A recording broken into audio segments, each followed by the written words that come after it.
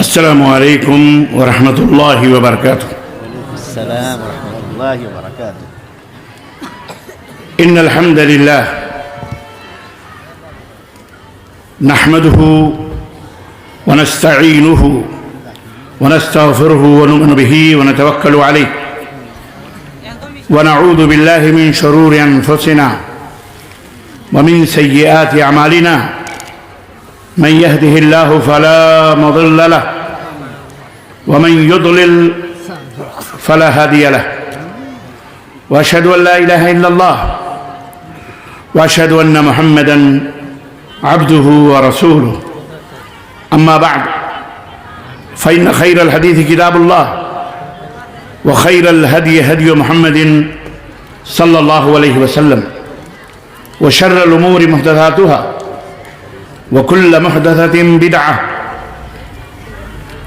وكل بدعة ضلالة وكل ضلالة في النار. قال الله تعالى: يا أيها الذين آمنوا اتقوا الله حق تقاته ولا تموتن إلا وأنتم مسلمون. يا أيها الناس اتقوا ربكم الذي خلقكم من نفس واحدة وخلق منها زوجها وبث منهما رجالا كثيرا ونساء واتقوا الله الذي تساءلون به والأرحام إن الله كان عليكم رقيبا. يا أيها الذين آمنوا اتقوا الله وقولوا قولا سديدا يصلح لكم أعمالكم ويغفر لكم ذنوبكم ومن يطع الله ورسوله فقد فاز فوزا عظيما. اللهم صل على محمد وعلى آل محمد كما صليت على إبراهيم وعلى آل إبراهيم إنك حميد مجيد. اللهم بارك على محمد وعلى آل محمد كما باركت على إبراهيم وعلى آل إبراهيم إنك حميد مجيد. تمام قسم کی حمد و ثنا، کبریائی اور بڑائی اس اللہ عز و جل کے لیے لائق و زیبہ ہے جس نے ہمیں اور آپ کو پیدا فرمایا، اور بیش بہا درود و سلام اس ذات مبارکہ مطہرہ کے جن کا نام نامی اسم گرامی احمد مجتبی محمد مصطفیٰ صلی اللہ علیہ وسلم ہے۔ منفعت ایک ہے اس قوم کی، نقصان بھی ایک۔ منفعت ایک ہے اس قوم کی، منفعت ایک ہے اس قوم کی، نقصان بھی ایک۔ ایک ہی سب کا نبی، دین بھی، ایمان بھی ایک، حرم پاک بھی، حرم پاک بھی، اللہ بھی، قرآن بھی ایک۔ کیا بڑی بات تھی ہوتے جو مسلمان بھی ایک۔ فرقہ بندی ہے کہیں اور کہیں جاتے ہیں، کیا زمانے میں پنپنے کی یہی باتیں ہیں۔ یوں تو سید بھی ہو، مرزا بھی ہو، افغان بھی ہو، تم سبھی کچھ ہو، بتاؤ کہ مسلمان بھی ہو۔ وضع میں تم ہو نصارہ تو تمدن میں ہنود، یہ مسلمان ہیں جنہیں دیکھ کے شرمائیں یہود۔ معزز علماء کرام، حاضرین گرامی قدر، نوجوان دوستوں، بزرگوں اور بھائیوں، اور قابل احترام پردہ نشین اسلامی ماں اور بہنوں، آج بتاریخ 27 جمادی الاخر 1446 ہجری مطابق 30 دسمبر سن 2024 عیسوی کے اس عظیم الشان اجلاس میں جو مدرسہ فلاح المسلمین اتر دیناج پور بنگال کے اس خوبصورت سے پنڈال میں منعقد ہوا ہے۔ اس اجلاس میں قرآن و سنت کی روشنی میں چند گائیڈ لائنز، چند اللہ اس کے رسول کے بتائے ہوئے نقوش یا لائنیں، لکیریں عقیدے کی، عمل کی، اخلاق کی، معاملات کی بیان کرنے کے لیے دور دراز کا سفر کر کے آپ کی خدمت میں حاضر ہوا ہوں۔ آج انشاءاللہ تبارک و تعالی اگر آپ نے ساتھ دیا تو وہ باتیں آپ کی خدمت میں رکھنا چاہوں گا جو میرے لیے بھی آپ کے لیے بھی دنیا اور آخرت میں خیر و بھلائی کی باتیں ہوں گی انشاءاللہ تبارک و تعالی۔ وہ گائیڈ لائنز ہوں گی، وہ اہم نصیحتیں ہوں گی جو ہم کو بھی آپ کو بھی اگر ہم نے انہیں عملی جامہ پہنایا، اگر ان راہوں پر عمل کیا، ان نصیحتوں کے اوپر دل و دماغ سے عمل کرنے کی جد و جہد اور کوشش کی تو انشاءاللہ تبارک و تعالی وہ ہمارا قدم، وہ ہمارا عمل ہمیں جنت میں ضرور لے جائے گا انشاءاللہ تعالی۔ میں مدرسہ فلاح المسلمین کے ذمہ داران اور آپ کی اس اتر دیناج پور کی بستیوں سے آئے ہوئے خواتین، مرد اور خواتین حضرات جتنے بھی ہیں، میں ان سب کا تہ دل سے مشکور و ممنون ہوں جنہوں نے مجھ ناچیز کو اللہ اور اس کے رسول کی باتیں سنانے کے لیے اپنے اس اجلاس میں مدعو کیا۔ اللہ تبارک و تعالی ہمارے آنے کو، آپ سب کے آنے کو قبول فرمائے اور جنت الفردوس میں اعلیٰ مقام عطا فرمائے۔ عزیزان ملت اسلامیہ، یہ دور بہت فتنوں کا دور ہے، یہ بات سمجھنے کی ہے اور بہت اچھی طرح سے سمجھنے کی ہے۔ ایک کسان اگر اچھی فصل کی امید کسی کھیت سے رکھتا ہے تو سب سے پہلے اس کی نظر اس کھیت کے اوپر جاتی ہے جس کھیت کے اندر وہ فصل کو اگانا چاہ رہا ہے، کہ وہ فصل، وہ کھیت اس فصل کے اگانے کے لائق ہے یا نہیں ہے۔ اگر کھیت اس فصل کے اگانے کے لائق نہیں ہے تو اسے تیار کرتا ہے، اس کھیت کے اوپر محنت کرتا ہے، جد و جہد کرتا ہے، ٹریکٹر سے، ہل سے، بیلوں سے اسے جوتتا ہے، اسے نرم بناتا ہے، اس کے اندر جو زائد گھاس اور پھوس ہوتے ہیں ان کو نکال کر کے باہر کرتا ہے، پھر اس کے اندر وہ کچھ کھاد وغیرہ ملاتا ہے، پھر اس کے بعد وہ اپنے غلوں کو اس کے اندر ڈالتا ہے، مٹی کی نظر کرتا ہے، پھر ان غلوں کو مٹیوں میں ملا کر اور اسے برابر سرابر کر کے آ کے اپنے گھر پہ چین کی نیند سوتا ہے، اس امید کے ساتھ کہ ضرور آج نہیں تو کل، ہفتہ 10 دن میں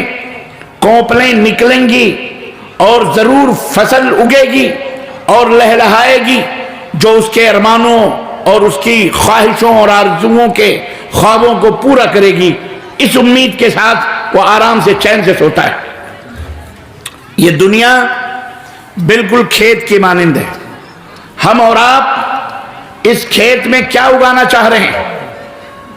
پہلے اس بات کو دیکھنا ہے کہ ہم اس الدنیا مزرع الاخرہ، اللہ کے رسول صلی اللہ علیہ وسلم فرمایا دنیا آخرت کی کھیتی ہے۔ ہم اس کھیت میں، ہم اپنی زندگی میں کرنا کیا چاہتے ہیں؟ ہمیں اللہ نے کس لیے پیدا کیا ہے؟ مقصد کیا ہے؟ ہمیں کس طرح سے زندگی گزارنی ہے؟ بس آنکھ بند کر کے جو چاہو کرتے رہو، ایسا کسان کبھی کامیاب نہیں ہوتا۔ سب سے پہلے وہ معلوم کرتا ہے کہ یہ کھیت کیسا ہے۔ بین اسی طرح سے ہمیں کوئی بھی عمل کرنے سے پہلے، کوئی بھی قدم اٹھانے سے پہلے، خواہ وہ اللہ تبارک و تعالیٰ کی عبادت ہو، اللہ عز و جل کی بندگی ہو، رسول کی اطاعت ہو، فرما برداری ہو، معاملات ہوں، اخلاقیات ہوں، سیاسیات ہوں، معاشیات ہوں، تعلیم و تربیت ہو، شادی بیاہ ہو، الغرض مال تجارت ہو، جو کچھ بھی ہے، ان تمام سب چیزوں کے کرنے سے پہلے ہمیں یہ معلوم کرنا پڑے گا کہ ہمارے لیے کون سا علم اور کون سا عمل زیادہ مناسب ہے جس کو کر کے ہم دنیا کے اندر اور آخرت کے اندر کامیاب ہو سکتے ہیں۔ عزیزان گرامی قدر، میں نے شروع میں بتایا کہ دنیا فتنوں سے بھری پڑی ہے، اور آگے جو آگے معاملہ جا رہا ہے تو فتنے ہی فتنے پیدا ہوتے جا رہے ہیں۔ ہم پہلے مسلمان تھے، ہمارے لیے یہ ضروری تھا۔ آپ کو میں آج سے 1400-1500 سال پرانی بات بتا رہا ہوں۔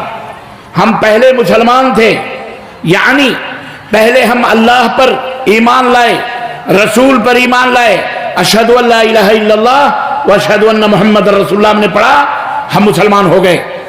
اس کے بعد اللہ اور اس کے رسول کے فرمان کے مطابق عمل کرنا شروع کیا ہم نے، نمازیں پڑھیں، روزے رکھے، حج کیے، توفیق ہوئی تو زکوٰۃ بھی دیے، حرام چیزوں سے بچے، حلال چیزوں سے ہم نے اپنی زندگی کو سجایا سنوارا، ہمارے لیے جنت واجب کر دی گئی۔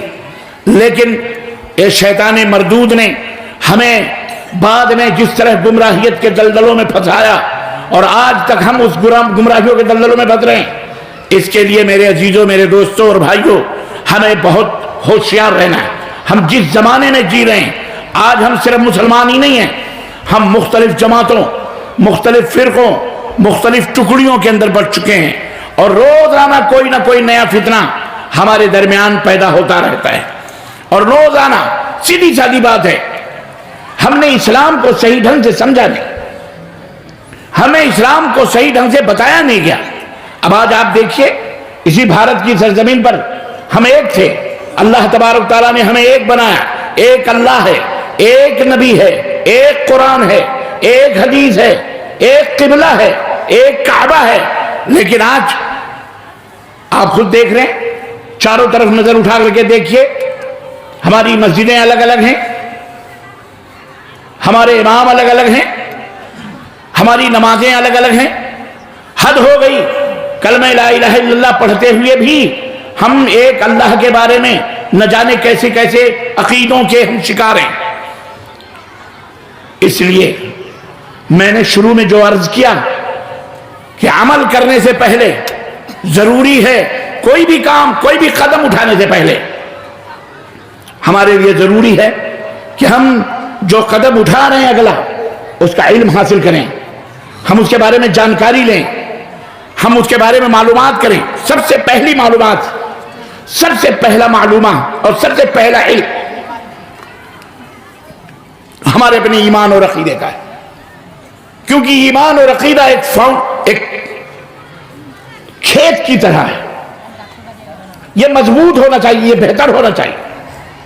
جس طرح مکئی اگانے کے لیے کھیت بہترین ہونا چاہیے، گیہوں اگانے کے لیے کھیت بہترین ہونا چاہیے، آپ بناتے ہو، اسی طرح نماز، روزہ، حج، زکوٰۃ اور دیگر اعمال اللہ تعالیٰ کے ہاں قابل قبول ہوں، اس کے لیے ضروری ہے کہ آپ کا ایمان اور عقیدہ درست ہونا چاہیے، مضبوط ہونا چاہیے، ٹھوس ہونا چاہیے۔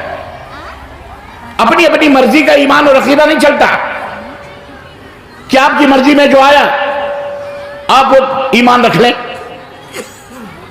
بلی راستہ کاٹ گئی، ہمارا ایمان ہے کہ اب یہ کام نہیں ہو سکتا، حاجی صاحب تھیلی لے کر واپس آ رہے ہیں، منہ لٹکائے ہوئے، حجن نے پوچھا کیا ہوا؟ بازار جا رہے تھے، کہنے لگے بیگم بلی راستہ کاٹ گئی۔ تو بلی کے راستہ کاٹنے سے کیا ہوتا ہے؟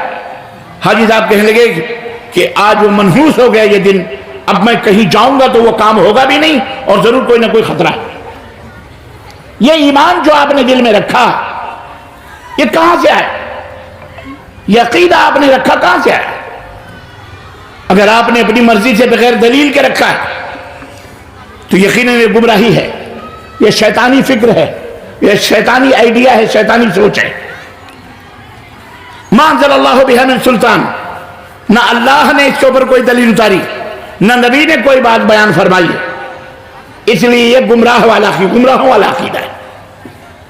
آپ کو ایک اور مثال دے دوں میں چلتے چلتے، یہ عام طور پر سب کے ہاں چیز پائی جاتی ہے، ایک اور مثال میں آپ کو دیتا ہوں. ہم میں جب کوئی مر جاتا ہے, میت ہو جاتی ہے, تو بیٹھ کر کے لوگ قرآن خوانی کرتے ہیں کہ نہیں کرتے؟ آپ لوگوں کے یہاں بھی ہوتی ہے قرآن خوانی؟ بولو. بھارت کے اندر ہوتی ہے, بہت ساری جگہوں پہ ہوتی ہے. ارے آپ کے گھر میں نہ ہوتی ہو, لیکن آپ کے پڑوسیوں میں بہت سارے مسلمان ہیں جو اپنے آپ مولوی لوگ سپارے لے کے پڑھواتے ہیں, چنے پڑھواتے ہیں, املی کے بیج چینیے پڑھواتے ہیں. مسجدوں کے اندر باقاعدے 10-10 کلو چنے رکھے جاتے ہیں. لوگوں کو بٹھا کر کے اس کے اوپر سبحان اللہ, الحمدللہ, لا الہ الا اللہ, اللہ اکبر پڑھانے کے لیے باقاعدے ان کو بٹھایا جاتا ہے. گھروں میں عورتیں, باہر مرد, کہیں قرآن خوانیاں ہوتی. پوچھا گیا کیوں؟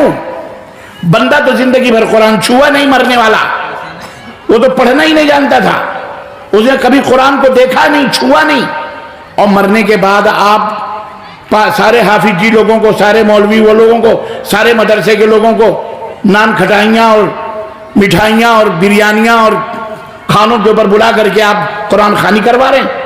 کہنے لگے میت کو فائدہ پہنچتا ہے. میت نے کبھی خود سے نہ پڑھا قرآن, چھوا تک نہیں اس نے, اس کا عمل بھی اس کے مطابق نہیں تھا. اب مرنے کے بعد اس کے اوپر جناب علی قرآن خوانی کر رہے ہیں. سوال یہ پیدا ہوتا ہے, قرآن پڑھنا برا نہیں ہے, قرآن پڑھنا چاہیے, ایک ایک حرف پر 10-10 نیکیاں ہیں. لیکن یارو قرآن کب پڑھنا چاہیے, کیسے پڑھنا چاہیے, یہ ہم اور آپ متعین کریں گے یا ہمارا دین متعین کرے گا جسے ہم دین اسلام کہتے ہیں؟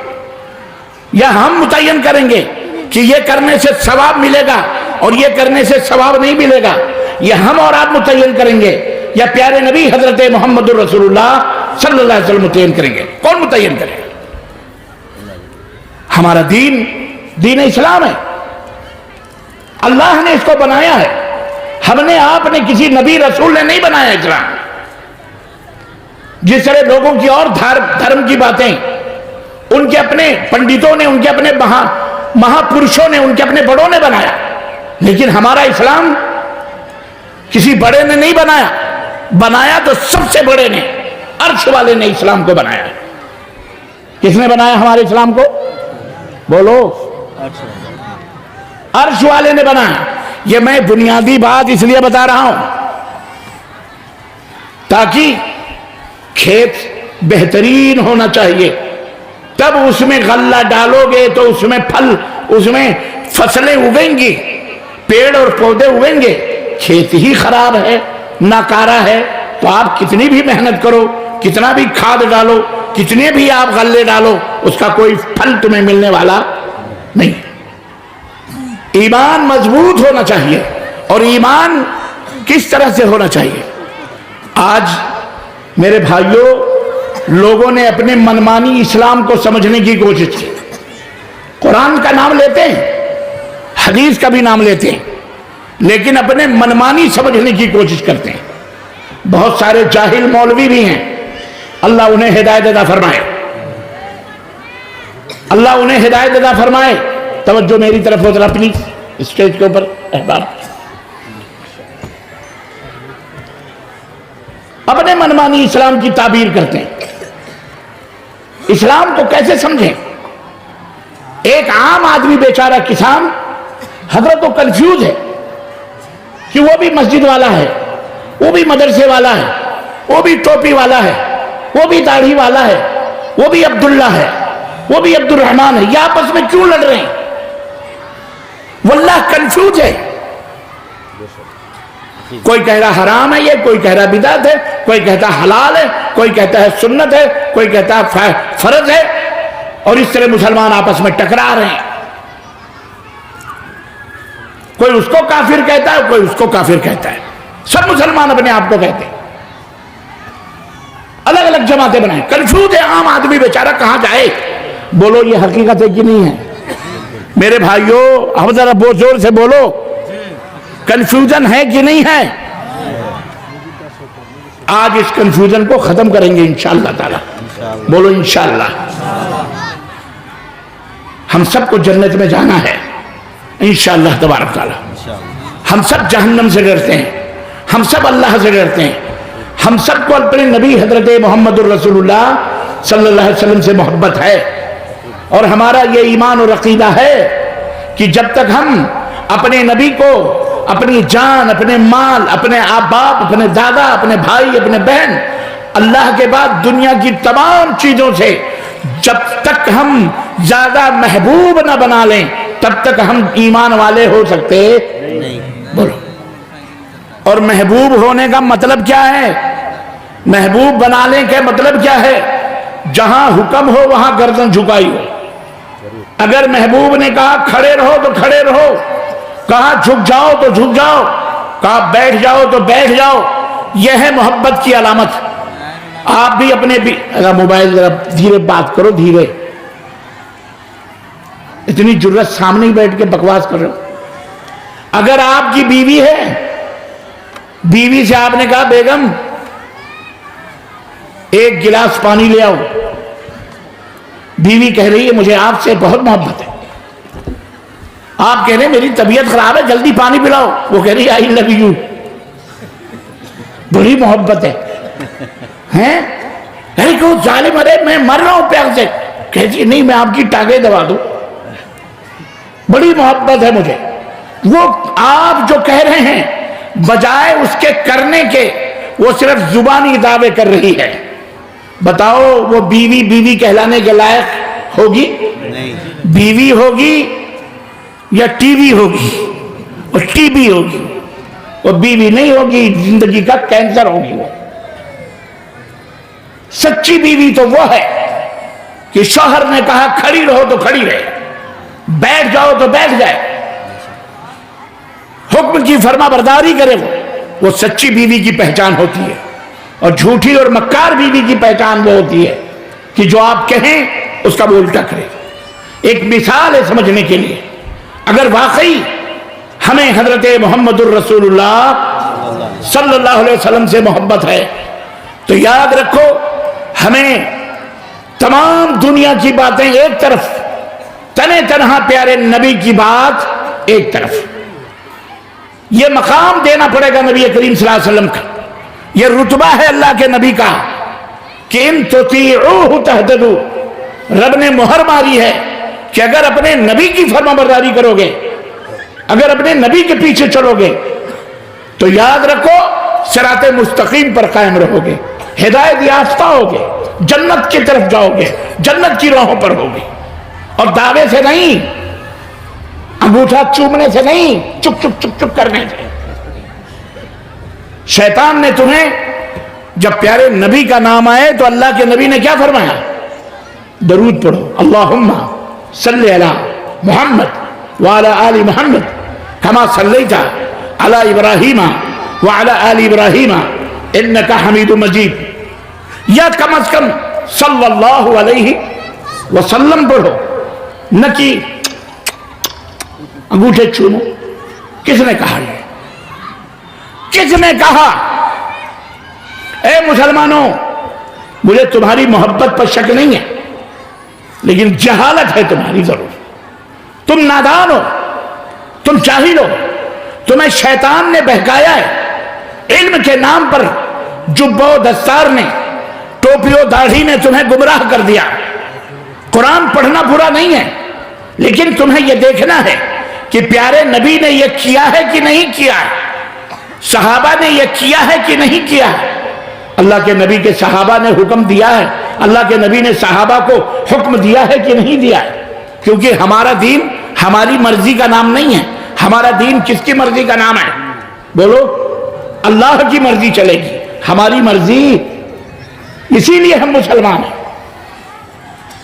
مسلمان کہتے ہی اس بندے کو ہیں جس نے اپنی سوچ کو, اپنی فکر کو, اپنی طبیعت کو, اپنے مزاج کو, اپنی شریعت کو, اپنے اٹھنے بیٹھنے کو اللہ کے حوالے کر دیا ہو, اللہ کا تابعدار ہو.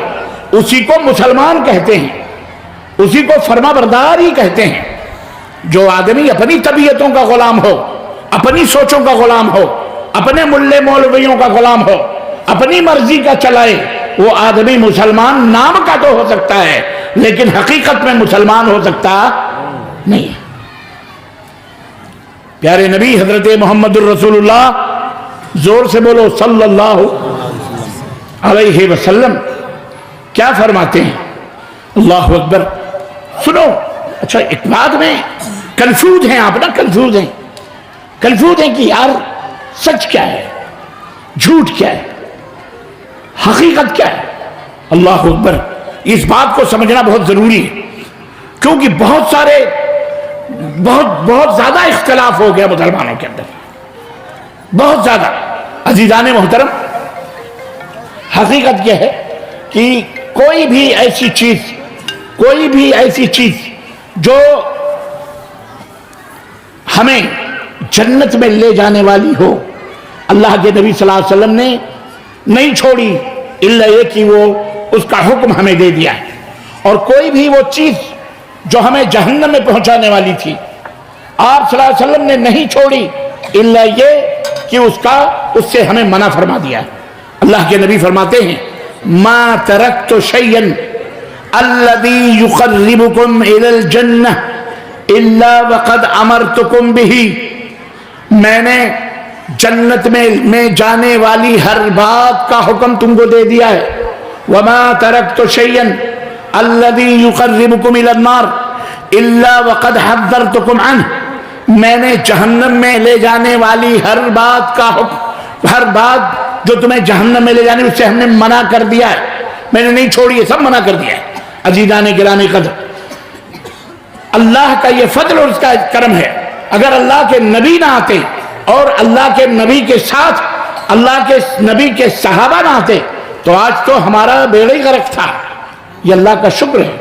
नंबर एक कि हमारे लिए किताब हिदायत भेजी गई कुरान, उस किताब हिदायत को पढ़ाने के लिए नबी को भेजा गया, और नबी किसको पढ़ाएंगे, उनके लिए शागिर्दों को पैदा किया गया। और वो शागिर्द कौन है? उन्हें हम क्या कहते हैं? सहाबे कराम रिज़वानुल्लाह अलैहिम। उन्हें हम क्या कहते हैं? सहाबा। और उन्हीं सहाबा को मिसाल बनाया गया। फ़इन आमनू बिमिस्लि मा आमनतुम बिही फ़क़द इह्तदौ। आज बहुत सारे लोग कहते हैं हमने कुरान पढ़ लिया, हदीस पढ़ लिया, खत्म, हम अपनी मर्जी से जब जैसे चाहेंगे अमल करेंगे, हम सब समझते हैं। अरे बेवकूफ, आप तू कुछ नहीं समझता है, तुम्हें कुछ नहीं पता है। कुरान और हदीस समझने के लिए हज़रात सहाबा रिज़वानुल्लाहि तआला अलैहिम अजमईन के नक्शे कदम पर चलना पड़ेगा। अल्लाह ने हुक्म दिया है, बेवकूफ, अल्लाह ने हुक्म दिया। अगर लोग उस तरह ईमान लाएं जिस तरह ऐ मेरे नबी के सहाबा तुम ईमान लाए हो, तो हिदायत याफ्ता हो जाएगा। यानी हमें ईमान किस तरह रखना है? सैयदना अबू बकर सिद्दीक की तरह, किस तरह सैयदना उमर फारूक आज़म की तरह, किस तरह सैयदना उस्मान गनी की तरह, किस तरह सैयदना अली मुर्तज़ा की तरह, तलहा जुबैर की तरह, फातिमा ज़हरा खदीजतुल कुबरा की तरह, कुलसुम ज़ैनब रुक़ैया की तरह। जिस तरह इन लोगों ने अल्लाह और उसके रसूल पर ईमान लाए हैं, इसी तरह हमें भी अपने ईमान को बनाना है, तब हम जाकर के हिदायत याफ्ता हो पाएंगे। हमें कोई बताओ, हज़रत खदीजतुल कुबरा का इंतकाल हुआ, अल्लाह के नबी ने कुरान खानी करवाई। हजरत आपकी साहबजादियों का इंतकाल हुआ, आपने कुरान खानी करवाई। आपके चचा हजरत सैयदुल शुहदा अमीर हमजा शहीद हुए, आपने कुरान खानी करवाई। आपके बेशतर सहाबा बदर में शरीक हुए, शहीद हुए, उहुद में शरीक हुए, शहीद हुए, और बहुत सारे मैदान जहाद में शहीद हुए। मुझे कोई एक हवाला माई का लाल बता दे कि किसी के नाम की कुरान खानी हजरत मोहम्मदुर रसूलुल्लाह सल्लल्लाहु अलैहि वसल्लम ने की हो। मुझे एक मिसाल दे दो, अल्लाह की कसम तुम्हारी हर मरने वाले की कुरान खानी हम जायज करार दे देंगे। कैसे मानने की यकीन है? इसी का नाम अहलुल हदीस है, इसी का नाम सलफियत है, इसी का नाम मनहजे सलफ है कि हम वो काम करते ही नहीं जो काम सहाबा कराम ने नहीं किया, ہم وہ بات کہتے نہیں جو بات اللہ اور اس کے رسول نے نہیں کہی ہے۔ یہ ہے اصلی محبت کا معیار اور یہ ہے کسوٹی۔ صحابہ کرام نے قرآن خوانی کری، ہم بھی کریں گے۔ صحابہ کرام نے تیجے کرے، ہم بھی کریں گے۔ صحابہ کرام نے 2 ایم کیے، ہم بھی کریں گے۔ ان میں کوئی مرتا تھا کہ نہیں مرتا تھا؟ بولو۔ صحابہ مرتے نہیں تھے، مرتے تھے۔ وہ دفناتے نہیں تھے اپنے میتوں کو۔ وہ کیسے دفناتے تھے، کیسے مرتے تھے؟ کیا وہ نماز نہیں پڑھتے تھے؟ کیا وہ روزہ نہیں رکھتے تھے؟ ان کی مسجدیں نہیں تھیں؟ کیا وہ قرآن کی تلاوت نہیں کرتے تھے؟ کیا وہ اللہ اس کے رسول سے محبت نہیں کرتے تھے؟ ارے سارا دین انہی کا نام ہے، انہی کے اعمال کا ساتھ دین پورا ہے۔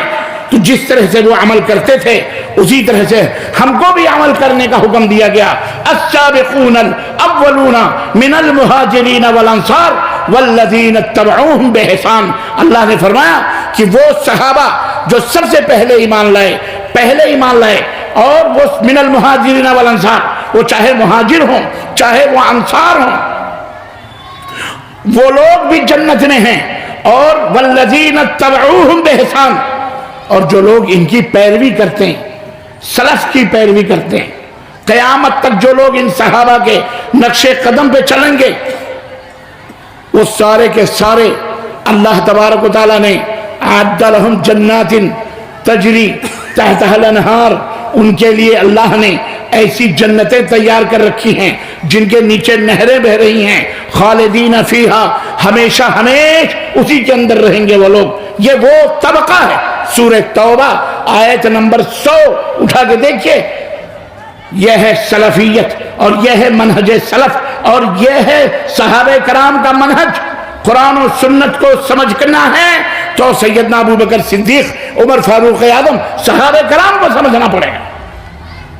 اپنی مرضی سے ہر ایک نے قرآن و حدیث سمجھ کر کے دعویٰ کر لیا۔ آج دیکھیں کتنے فرقوں میں بٹے ہوئے ہیں، کتنی گروہ، کتنی جماعتیں موجود ہیں آج ہمارے درمیان۔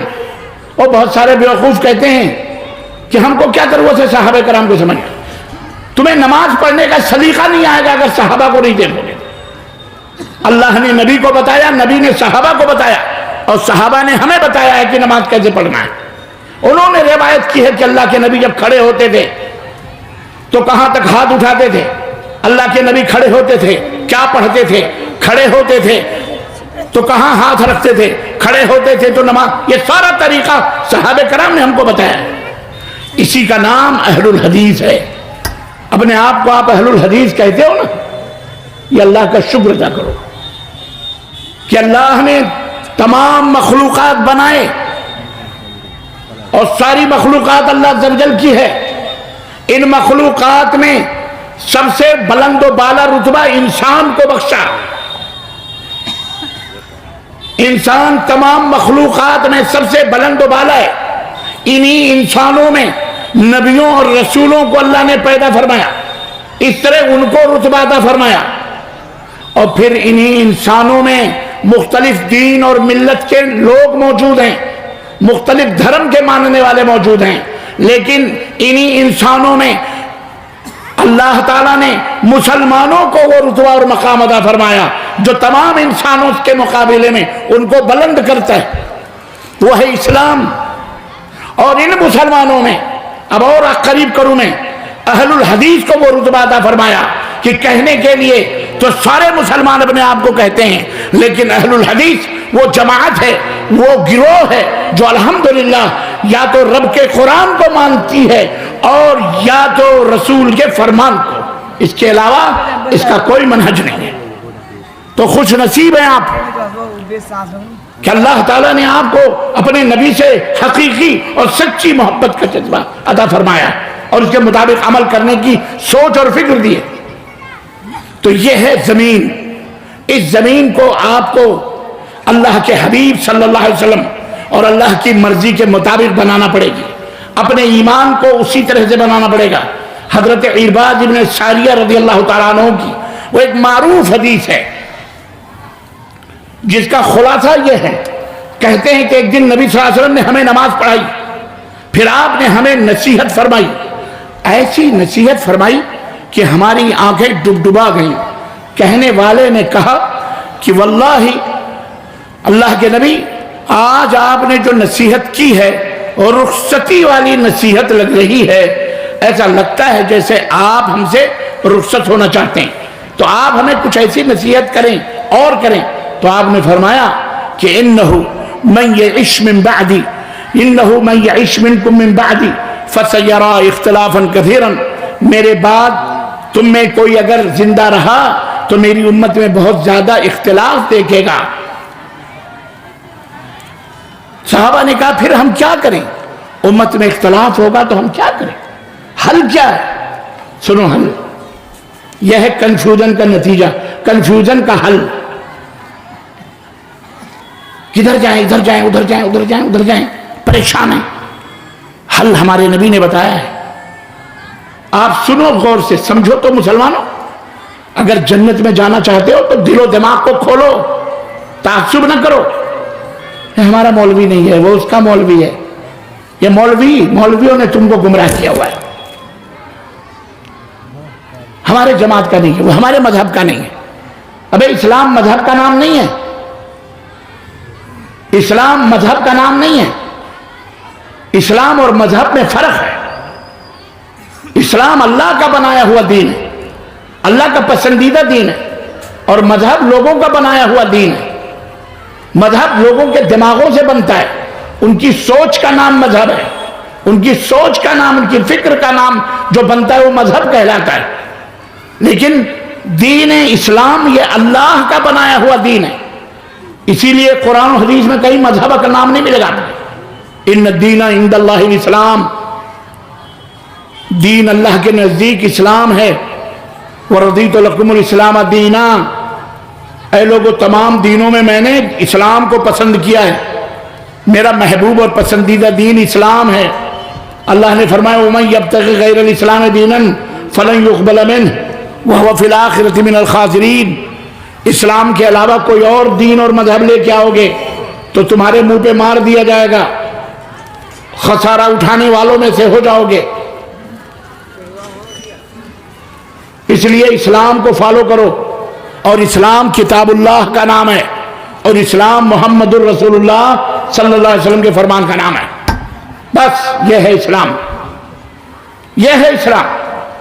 ہم کسی مذہب کے ماننے والے نہیں ہیں، ہم دین اسلام کے فالوور ہیں۔ عزیزان ملت اسلامیہ، تو اللہ کے نبی صلی اللہ علیہ وسلم نے واضح کر دیا، بہت زیادہ اختلاف دیکھو گے، اے اللہ کے نبی کیا کرنا؟ نبی صلی اللہ علیہ وسلم نے فرمایا علیکم بسنتی، میرے طریقے کو لازم پکڑنا، ڈھونڈنا، تلاش کرنا۔ میرے نبی کیسے چلتے تھے، میرے نبی نماز میں کیسے کھڑتے تھے، میرے نبی کا حکم کیا ہے، اس مسئلے میں میرے نبی نے کیا فرمایا، اس مسئلے میں میرے نبی نے کیا فرمایا، اس مسئلے میں میرے نبی صلی اللہ علیہ وسلم کا فرمان کیا ہے، شادی کیسے کرنی ہے، بیاہ کیسے کرنا ہے، بیوی سے ہمارا سلوک کیسا ہونا چاہیے، بڑوں کے ساتھ ہم کو کیسا پیش آنا چاہیے، ہمیں عبادت کیسے کرنی چاہیے، روزہ کیسے رکھنا چاہیے، حج کیسے کرنا چاہیے، زکوٰۃ کتنا کتنا کیسے کیسے نکالنا چاہیے، وراثت کیسے کیسے بانٹنی چاہیے۔ غرض ہر چیز کے اندر ہمیں نبی کریم صلی اللہ علیہ وسلم کا اسوہ اور طریقہ اور نمونہ ڈھونڈنا ہے۔ وَمَا آتَاكُمُ الرَّسُولُ فَخُذُوهُ وَمَا نَهَاكُمْ عَنْهُ فَانْتَهُوا، رسول جس بات کا تمہیں حکم دیں اسے پکڑ لو، اور جس بات سے روکیں اس سے رک جاؤ۔ یہ ہے محبت، یہ ہے محبت۔ اور آگے اللہ نے فرمایا وَاتَّقُوا اللَّهَ، اور اللہ سے ڈرتے رہنا، ان اللہ شدید العقاب، اللہ بہت سخت عذاب دینے والا ہے۔ اس لیے نبی کی اطاعت و پیروی کرو۔ آج 30 دسمبر ہے، کون سا دسمبر کی کون سی تاریخ ہے؟ 30۔ اور انگریزی مہینوں کو فالو کرنے والوں کے ہاں 31 دسمبر لگ گیا ہے تقریباً، 31 3 منٹ باقی ہے۔ کل 3 منٹ میں کیا حشر ہوگا آپ کو نہیں معلوم ہے۔ کل 31 دسمبر ہے۔ ہمارے بہت سارے مسلمان، جاہل مسلمان، ان پڑھ مسلمان، یا پڑھے لکھے اپ ٹو ڈیٹ مسلمان، اپنے آپ کو انگریزوں کی اولاد کہلانے والے مسلمان، خود کو مسلمان کہلاتے ہوئے شرمانے والے مسلمان، کل اس دنیا کے اندر ایک عالمی بدتمیزی کری جائے گی، ورلڈ پیمانے پر شرافت و نجابت کی چادروں کو تار تار کیا جائے گا۔ کل 31 پہلی جنوری کے استقبال میں پچھلے 24 سال 2024 کو بائی بائی کیا جائے گا اور 2025 کو ہائی ہائی کیا جائے گا، اور اس بائی بائی اور ہائی ہائی میں کتنی عیاشیاں ہوں گی، کتنا ظلم و ستم ہوگا، کروڑہ کروڑ نہیں، ملینیں ٹریلینوں اربہ ارب روپے اڑائے جائیں گے پٹاخوں میں، شرابوں میں، جناکاریوں میں، عیاشیوں میں، اور پوری دنیا مل کے یہ حرام کاریاں کرے گی، اور سب سے بڑے شریف اور سب سے بڑے اعلیٰ طبقے کے لوگ اپنے آپ کو وہ کہلائے جائیں گے، اور دنیا ان کو دیکھ کے غریبی اپنا سر پیٹے گی، افلاس روئے گی، بلبلائے گی، ان کے برتنوں میں ان کے سامنے ایک ٹکڑا روٹی رکھنے والا کوئی نہیں ہوگا۔ کل وہ حرام خوری، حرام کاری یہ انسان کرے گا 31 دسمبر کے نام پر اور 1 جنوری کے استقبال میں۔ اللہ تعالی ہم سب کو اس ایسے فتنوں سے محفوظ رکھے۔ اپنے بال بچوں کی حفاظت کرنا اللہ کے نبی کی سنت یہ نہیں ہے، نہ ہی اللہ کے نبی کا طریقہ ہے، نہ صحابہ کا طریقہ ہے۔ سمجھ میں بات آئی کہ نہیں؟ ابھی پچھلے 25 دسمبر کی تاریخ گزری ہے، یہ 2 حرام خوری کے حرام کاری کے جشن منائے جاتے ہیں۔ ایک کرسمس کے موقع پر، کرسمس ڈے کے نام پر ہمارے بہت سارے کوالیفائیڈ اپنے آپ کو کہنے والے جاہل گمار بے غیرت مسلمان کیک منگاتا ہے، برتھ ڈے مناتا ہے، عیسیٰ علیہ السلام کا برتھ ڈے مناتا ہے۔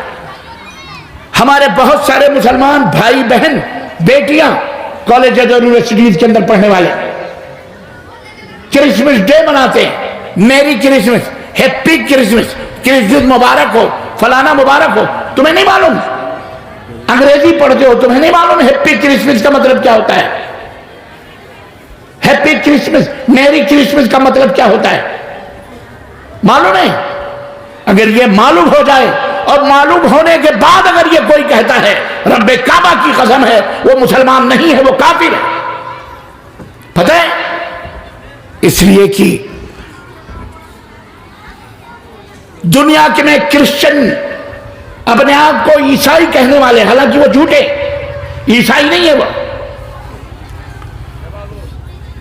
اپنے آپ کو عیسائی کہنے والے عیسائی نہیں ہے، وہ شیطانوں کے پجاری ہیں۔ وہ عیسیٰ علیہ السلام کو نہیں مانتے، شیطان کی پوجا کرتے ہیں۔ ان کا یہ عقیدہ ہے کہ 25 دسمبر کو خدا کے بیٹے کا جنم ہوا ہے۔ استغفر اللہ۔ ہمارا اللہ کون ہے؟ ہمارا اللہ وہ ہے جو جنم نہیں لیتا، ہمارا اللہ وہ ہے جو جنم، بولو، لم یلد ہے ولم یولد، نہ اس نے کسی کو جنا ہے اور نہ ہی اس سے کسی نے جنم لیا ہے۔ یہ ہمارا اللہ ہے، اکیلا تنہا ہے۔ قل هو اللہ احد۔ تمہیں کچھ نہ آئے تو کم از کم یہ سورہ مبارکہ پڑھ کے منہ پہ مار دو۔ ہمارا اللہ کون ہے؟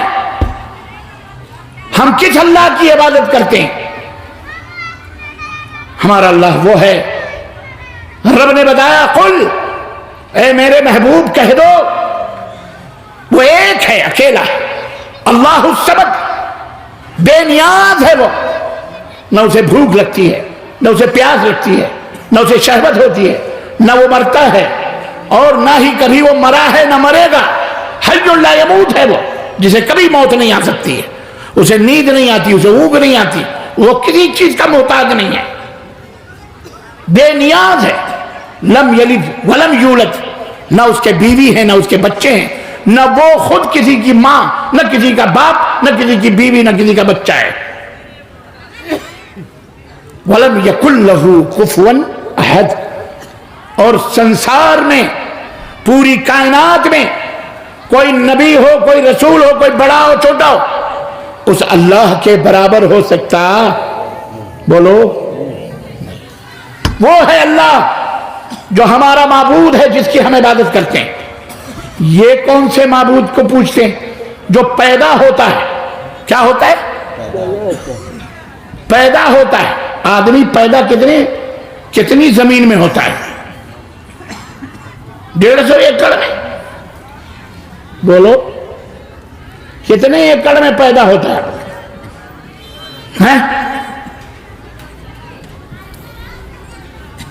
نہیں سمجھ میں آواز آئی؟ کتنے ایکڑ میں پیدا ہوتا بھیا؟ پورے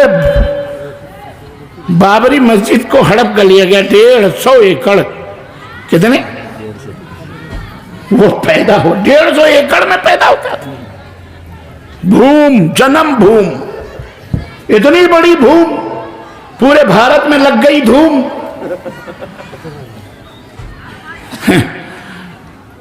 شرم بھی نہیں آتی بے غیرتوں کو یار۔ اللہ ہدایت عطا فرمائے، بولو آمین۔ جھوٹ کے کوئی سر اور پیر، اللہ دیکھ رہا ہے، اللہ دیکھ رہا ہے۔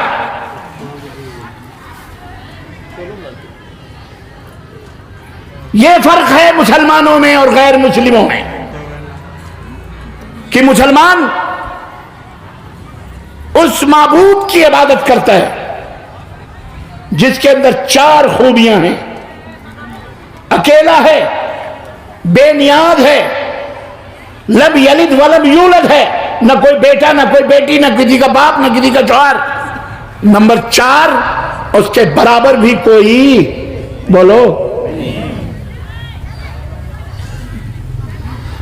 ہے کوئی مائی کلاس جو اس کے مقابلے میں کسی کو پیش کرے؟ تم ایسے ویسوں کی عبادت کرتے ہو جس کے 5 باپ تھے۔ کس سے باپ تھے؟ اب اس کی تشریح کروں گا تو ہمارے اوپر کلیم کریں گے۔ آپ ہی اپنی اداؤں پہ ذرا غور کریں، ہم اگر عرض کریں گے تو شکایت ہوگی۔ عزیزان گرامی قدر، جھوٹ بولنے والوں کے پاس کوئی میدان نہیں ہوتا، گپ تھوک کے بہت جھوٹ بولتے ہیں۔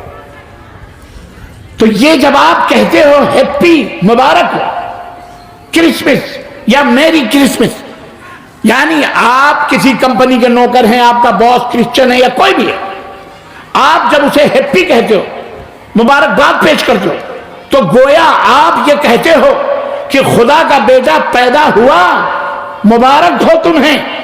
گویا آپ بھی اللہ کو بیٹا قرار دینے میں، بولو، شامل ہیں، شریک ہو رہے ہیں۔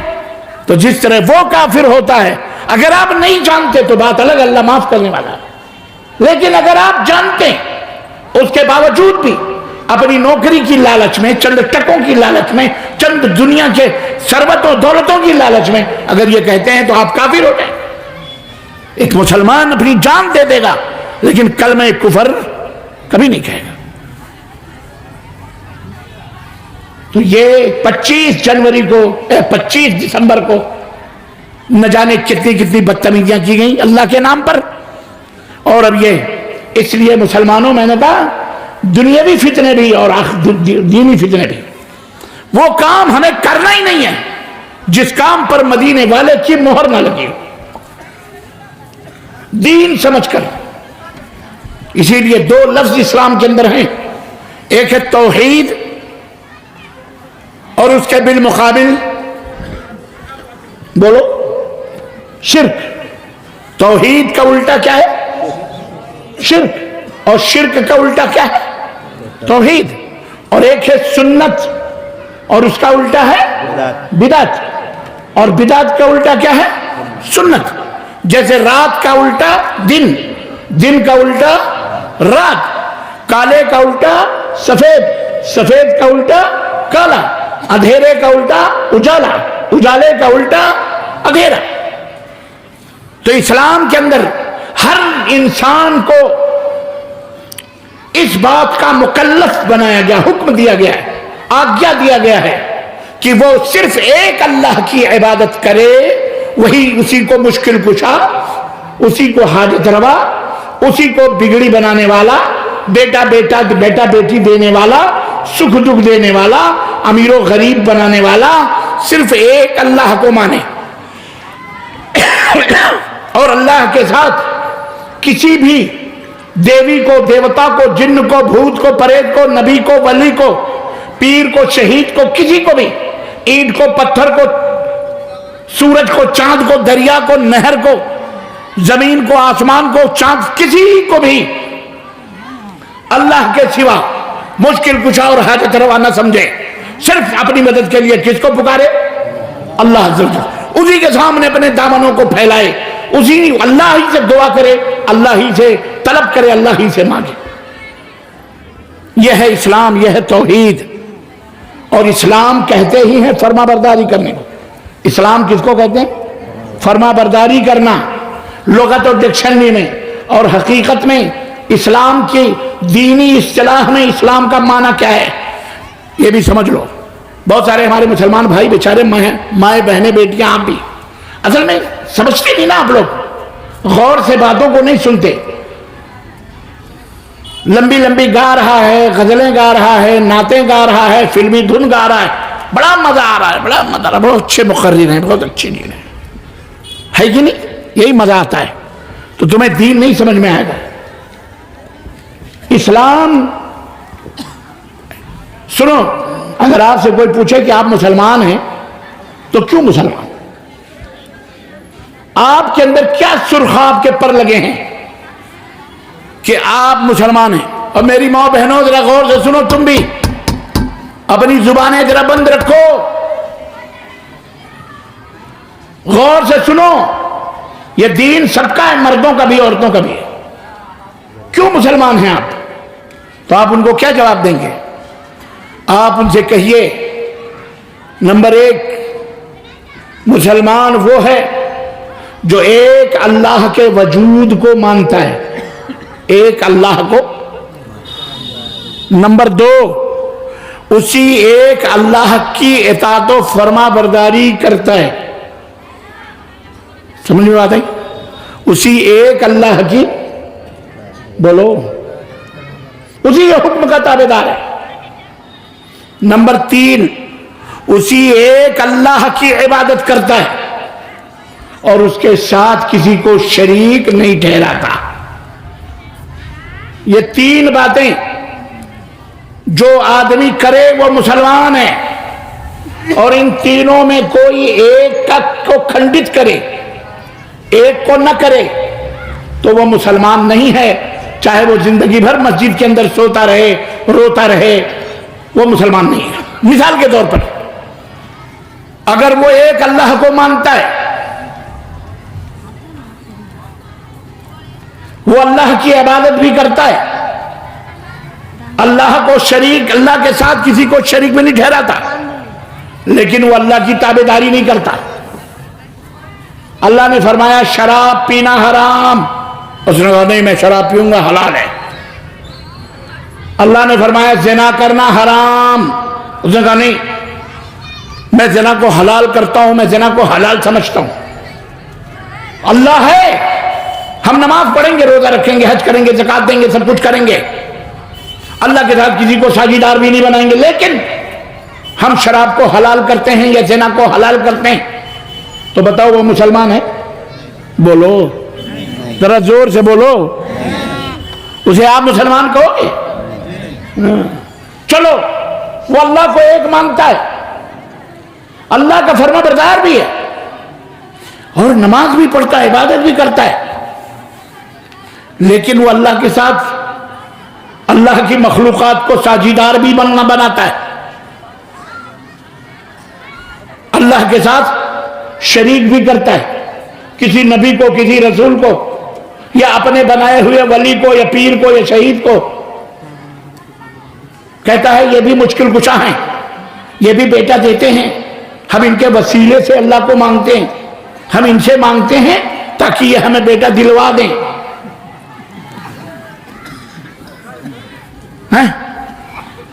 ایسا بندہ بھی مسلمان کہلانے کا حق، وہ مشرک ہے. وہ کیا ہے؟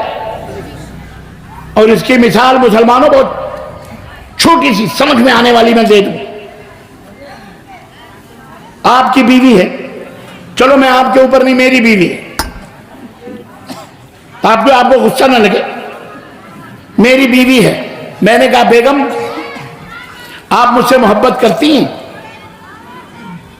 اس نے کہا ہاں میں آپ سے بھی محبت کرتی ہوں. آپ سے بھی محبت کرتی ہوں. تو آپ بتائیں ہمارا حال کیا ہوگا؟ اگر بے غیرت ہوں گے تو کہیں گے چلو کوئی بات نہیں، کم از کم ہم سے تو ہے، بھی ہے تو چلے گا، نو پرابلم، ہمارا کام پورا ہو جائے، جہاں چو میں منہ مرائے. یہ باغیرت شوہر کی پہچان ہے یا بے حیا اور بے غیرت شوہر کی پہچان ہے؟ بولو، بے حیا اور بے غیرت شوہر کی پہچان ہے. لیکن اگر وہی بیوی یہ کہتی ہے نہیں میرے سرتاج مجھے صرف آپ ہی سے محبت ہے اور کسی سے محبت نہیں، اللہ اکبر، آپ کا سینہ، آپ کی چھاتی چوڑی ہو جائے گی، سینہ کھل جائے گا. اس دن بیگم مانگو کیا مانگتی ہو، سب کچھ دینے کے لیے آپ تیار ہیں. چھوٹی سی غیرت، ایک لفظ با بڑھانے سے ہی کے بجائے اس نے بھی کہہ دیا. آپ کو گوارا نہیں ہے وہ عرش والا جس نے آپ کو پانی کے قطرے سے پیدا کر کے یہ زمین اور آسمان عطا فرمایا، یہ سورج اور چاند جس کے اوپر کوئی ٹیکس نہیں، جس کے اوپر کوئی تمہارے سے مطالبہ نہیں، سوائے اس کے کہ اسی ایک اللہ کی عبادت کرو، اس کے ساتھ کسی کو ساجیدار پارٹنر نہ بناؤ. آپ اس میں بھی گھوٹالہ کریں تو بھلا بتاؤ وہ اللہ تمہیں معاف کرنے والا ہے؟ اسی لیے رب نے فرمایا، اسی کو کہتے ہیں شرک. ان الشرک لظلم عظیم، شرک بہت بڑا ظلم ہے، شرک بہت بڑا ظلم ہے. تمہاری بیوی حسین ہے، بہت سارے لوگ کہتے ہیں مجھ سے مولانا داڑھی دیکھو، ٹوپی دیکھو، پجامہ دیکھو، تسبیح دیکھو، مسجدیں، نماز کے گھٹے، زکوٰۃ، بلا اللہ اللہ اللہ اللہ والا ہے، اللہ والا ہے.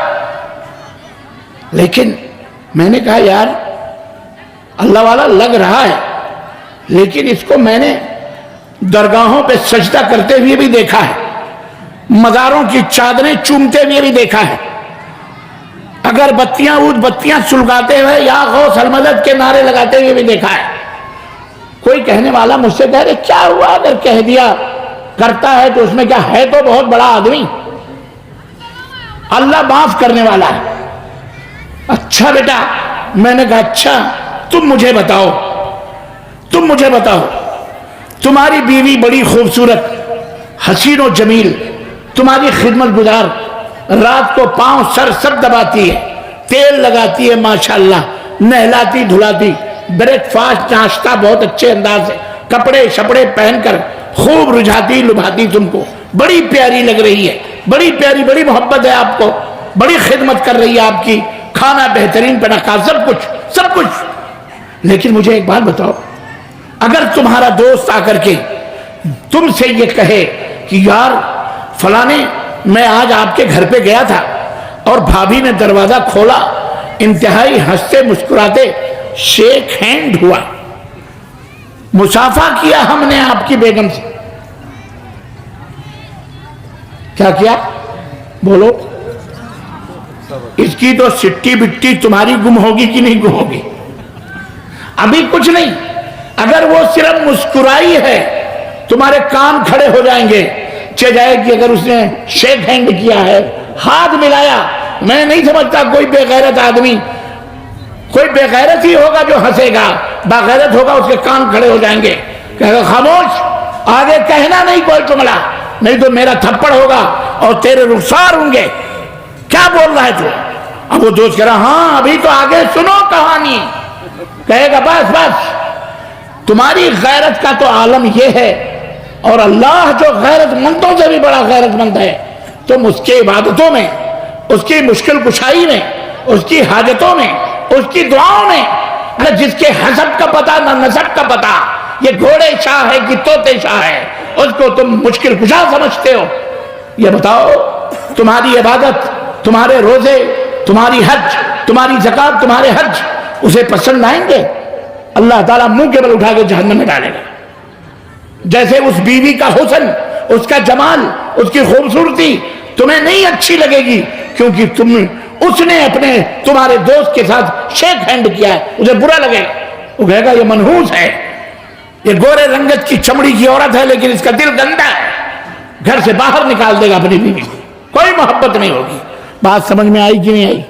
یہ ایک مثال ہے میرے بھائیوں، میرے بہنوں، یہ شرک ایسا بڑا جرم ہے، اسے کوئی معمولی نہ سمجھو، یہ بہت بڑا جرم ہے، یہ زنا کاری، بدکاری سے بھی بھیانک اور خطرناک جرم ہے۔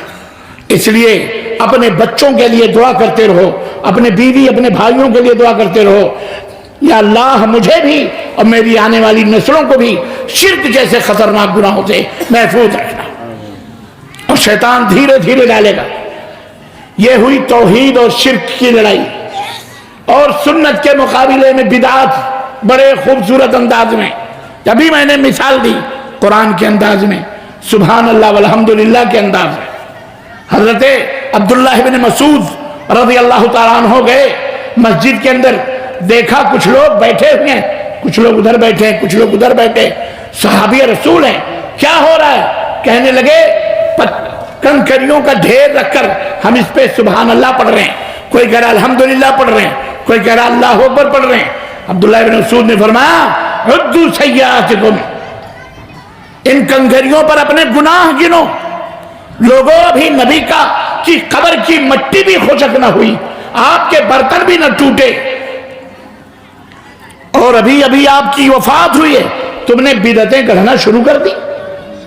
انہوں نے کہا اللہ عبداللہ ہم تو سبحان اللہ کہہ رہے ہیں، الحمدللہ کہہ رہے ہیں، اللہ اکبر پڑھ رہے ہیں، ہم کوئی گالی گلوچ تھوڑی پڑھ رہے ہیں۔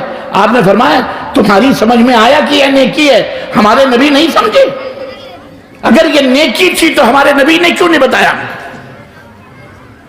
آج عید میلاد النبی کے نام پر بھنگڑے ڈالتے ہو، روزانہ فجر کے بعد یا نبی سلام علیکہ، بے غیرتی کی حد ہے یہ۔ کہاں سے تم نے یہ دین لیا مجھے بتاؤ؟ اپنی منمانی والا دین چلاؤ گے؟ اور مسلمانوں اور مولویوں، ہوش کے ناخن لو، کوئی ملا گیری قیامت کے دن کام نہیں آئے گی، یاد رکھنا۔ ہمیں نبی کی حدیث نے بتایا ہے گھٹنے ٹیک کر قیامت کے دن سیدنا آدم سے لے کر کے عیسیٰ تک رب سے رو رہے ہوں گے، گر رہے ہوں گے، اور تم کس ملا نے فقیروں پیروں فقیروں کے چکروں کی بات کر رہے ہو؟ یہ تمہیں بخشوائیں گے ذلیل، جن کے اپنے بھی جنت کی گارنٹی نہیں ہے، جہنم کے ایندھن بننے والے ہیں، اللہ انہیں ہدایت عطا فرمائے۔ تم کس کی بات کر رہے ہو؟ دین کے نام پر بدعت معمولی نہ سمجھو، بدعت کہتے ہیں، سنو، بہت سارے مولوی جب کہو گے نا تو کہیں گے یہ مائک میں بولنا بھی بدعت، یہ گھڑی پہننا بھی بدعت، یہ اسٹیج لگانا بھی بدعت، یہ کوٹ پہننا بھی بدعت، اور لاسٹ میں کہے گا تم بھی نبی کے زمانے میں نہیں تھے اس لیے تم بھی بدعت۔ پڑھیے درود پاک اللہم صلی علیہ وسلم۔ الو بناتا ہے بے غیرت بے حیا کہیں کا، کون سے دارالعلوم کا پگڑ باندھے گا ذلیل آدمی، اللہ اسے ہدایت عطا فرمائے۔ یہ بدعت ہے، اپنی مرضی سے تعریف کرتا ہے اور اسی تعریف پر لوگوں کو الو بناتا ہے۔ سنو بدعت کس کو کہتے ہیں؟ ہم اپنی مرضی سے کچھ نہیں کرتے۔ حضرت محمد الرسول اللہ صلی اللہ علیہ وسلم فرماتے ہیں من احدث فی امرنا ھذا ما لیس منہ فہو رد، ہمارے لائے ہوئے اس دین میں، فی امرنا مولوی سے پوچھو حکم کیا ہے؟ اللہ اس کے رسول کا دین ہے، ہمارے لائے ہوئے اس دین میں جو کوئی کسی نئی بات کا اضافہ کرے، دین میں نئی بات کا اضافہ کرے تو وہ مردود ہے۔ وہ کیا ہے؟ اس کو کہتے ہیں بدعت۔ کوئی عمل ہے، کوئی کام ہے، آپ اسے ثواب سمجھ کر کے کریں۔ اب مثال کے طور پر وہی حدیث مبارک حضرت عبداللہ بن مسعود کی، وہ مسجد کے اندر بیٹھ کر، وہ بھی مسجد نبوی میں بیٹھ کر، وہ جو کنکریوں پر سبحان اللہ الحمدللہ پڑھ رہے تھے، وہ کسی کو گالی تو نہیں دے رہے تھے نا، اللہ اکبر ہی کہہ رہے تھے، لیکن اللہ کے نبی کے صحابی نے کیا کہا؟ یہ بدعت ہے۔ یہ کیا ہے؟ یہ بدعت ہے۔ کیوں تم دین سمجھ کر کے وہ کام کر رہے ہو جسے رسول اللہ صلی اللہ علیہ وسلم نے نہیں بتایا، اس لیے وہ بدعت ہے۔ وَكُلُّ بِدْعَةٍ ضَلَالَةٍ، اور ہر بدعت گمراہی ہے، کوئی بھی بدعت اچھی نہیں ہوتی۔ بسلری کی بوتل ہے، کہہ دو اس میں موت ڈال دو، کہہ دو بہت اچھی بسلری کی بوتل ہے، اس کے اوپر بسلری لکھی ہوئی ہے، تو لکھنے سے کوئی چیز پاک ہو جائے گی؟ نہیں ہوتی۔ پیشاب پیشاب ہے، پانی پانی ہے، دونوں میں فرق ہے۔ بدعت بدعت ہے، کوئی بھی بدعت اچھی، ہاں، بدعت کا مطلب یہ ہے کہ تم اللہ کے نبی سے زیادہ جاننے والے، جبھی تو تم نے یہ بات ایجاد کی۔ اس کے مقابلے میں بہت سارے لوگ اوٹ پٹانگ کی دلیلیں دیتے ہیں، ہمارے علماء موجود ہیں آپ کی بستی میں، تراویح کہیں گے تراویح بھی فلانے، تو جاہل آدمی اس کو پتہ ہی نہیں ہے۔ انشاءاللہ یہ علماء ہی جواب دے دیں گے، ان تفصیلات میں جانے کی ضرورت نہیں۔ اس لیے یہ دو باتیں خاص طور سے، زمین مضبوط ہونی چاہیے، عمل آپ کا سنت کے مطابق ہو، بدعات سے پاک ہو، آپ کا عقیدہ توحید کا مخزن بن جائے، توحید کا مدینہ بن جائے، شرک کی غلاظتوں گندگیوں سے پاک ہو، اس کے بعد آپ اللہ کے نبی کی سنتوں کے سائے میں اپنی شادی کو، اپنے بیاہ کو، اپنے نکاح کو، اپنے طلاق کو، اپنی تجارت کو، اپنی کھیتی باڑی کو، اپنی سیاست کو، اپنی بستی کو، اپنی تعلیم کو، اپنی تربیت کو نبی کی سنت کے مطابق ڈھالو۔ یہی پیغام ہے اور یہی وہ چیز ہے جو آپ کو جنت میں پہنچانے والی ہے، اور اسی کی مخالفت کرو گے جہنم میں جاؤ گے۔ اللہ کے نبی نے فرمایا من احب سنتی فقد احبنی، جو میری سنت سے محبت کرتے ہیں وہ در حقیقت انہوں نے مجھ سے محبت کی۔ ومن احبنی کان معی فی الجنہ، جو مجھ سے محبت کرتے ہیں اور کریں گے وہ میرے ساتھ جنت میں ہوں گے، وہ میرے ساتھ۔ اللہ ہم سب کو اپنے نبی کا ہمراہی بنائے، اپنے نبی کا ساتھی بنائے۔ اللہ ہم سب کو اپنے نبی کے جھنڈے کے نیچے قیامت کے دن کھڑا فرمائے، اور اللہ ہم سب کو اپنے نبی سے سچی اور پکی محبت کرنے والا بنائے، آمین یا رب العالمین۔ تو عزیزان محترم، میں سمجھتا ہوں کنفیوژن دور ہو گیا ہوگا۔ اللہ کے نبی نے فرمایا تھا، حضرت ارباد بن ساریہ کی وہ روایت میں بیچ میں چھوڑ دیا تھا، کہ جب تم میں اختلافات پیدا ہوں تو فرقہ بندی نہ کرنا، ٹکڑے ٹکڑوں میں نہ بن جانا۔ علیکم بسنتی، میری سنت کو لازم پکڑنا، وسنت الخلفاء الراشدین المہدیین، اور میرے صحابہ کی سنتوں کو لازم پکڑنا جو ہدایت یافتہ ہیں۔ وعضوا علیہا بالنواجذ، اور جیسے مضبوطی سے دانتوں سے تم کسی رسی کو پکڑتے ہو، ایسے ہی مضبوطی کے ساتھ اپنے دانتوں سے پکڑ کے رکھنا۔ وَإِيَّاكُمْ وَمُحْدَثَاتِ الْأُمُورِ، اور خبردار خبردار، ہمارے لائے ہوئے دین میں کوئی بھی نئی بات کا نہ اضافہ نہیں کرنا، تبدیل و تغیر نہ کرنا۔ فَإِنَّ كُلَّ مُحْدَثَةٍ بِدْعَةٍ، اس لیے کہ ہر نئی چیز جو دین سمجھ کر کے کی جائے، ثواب سمجھ کر کے کی جائے، وہ بدعت ہے۔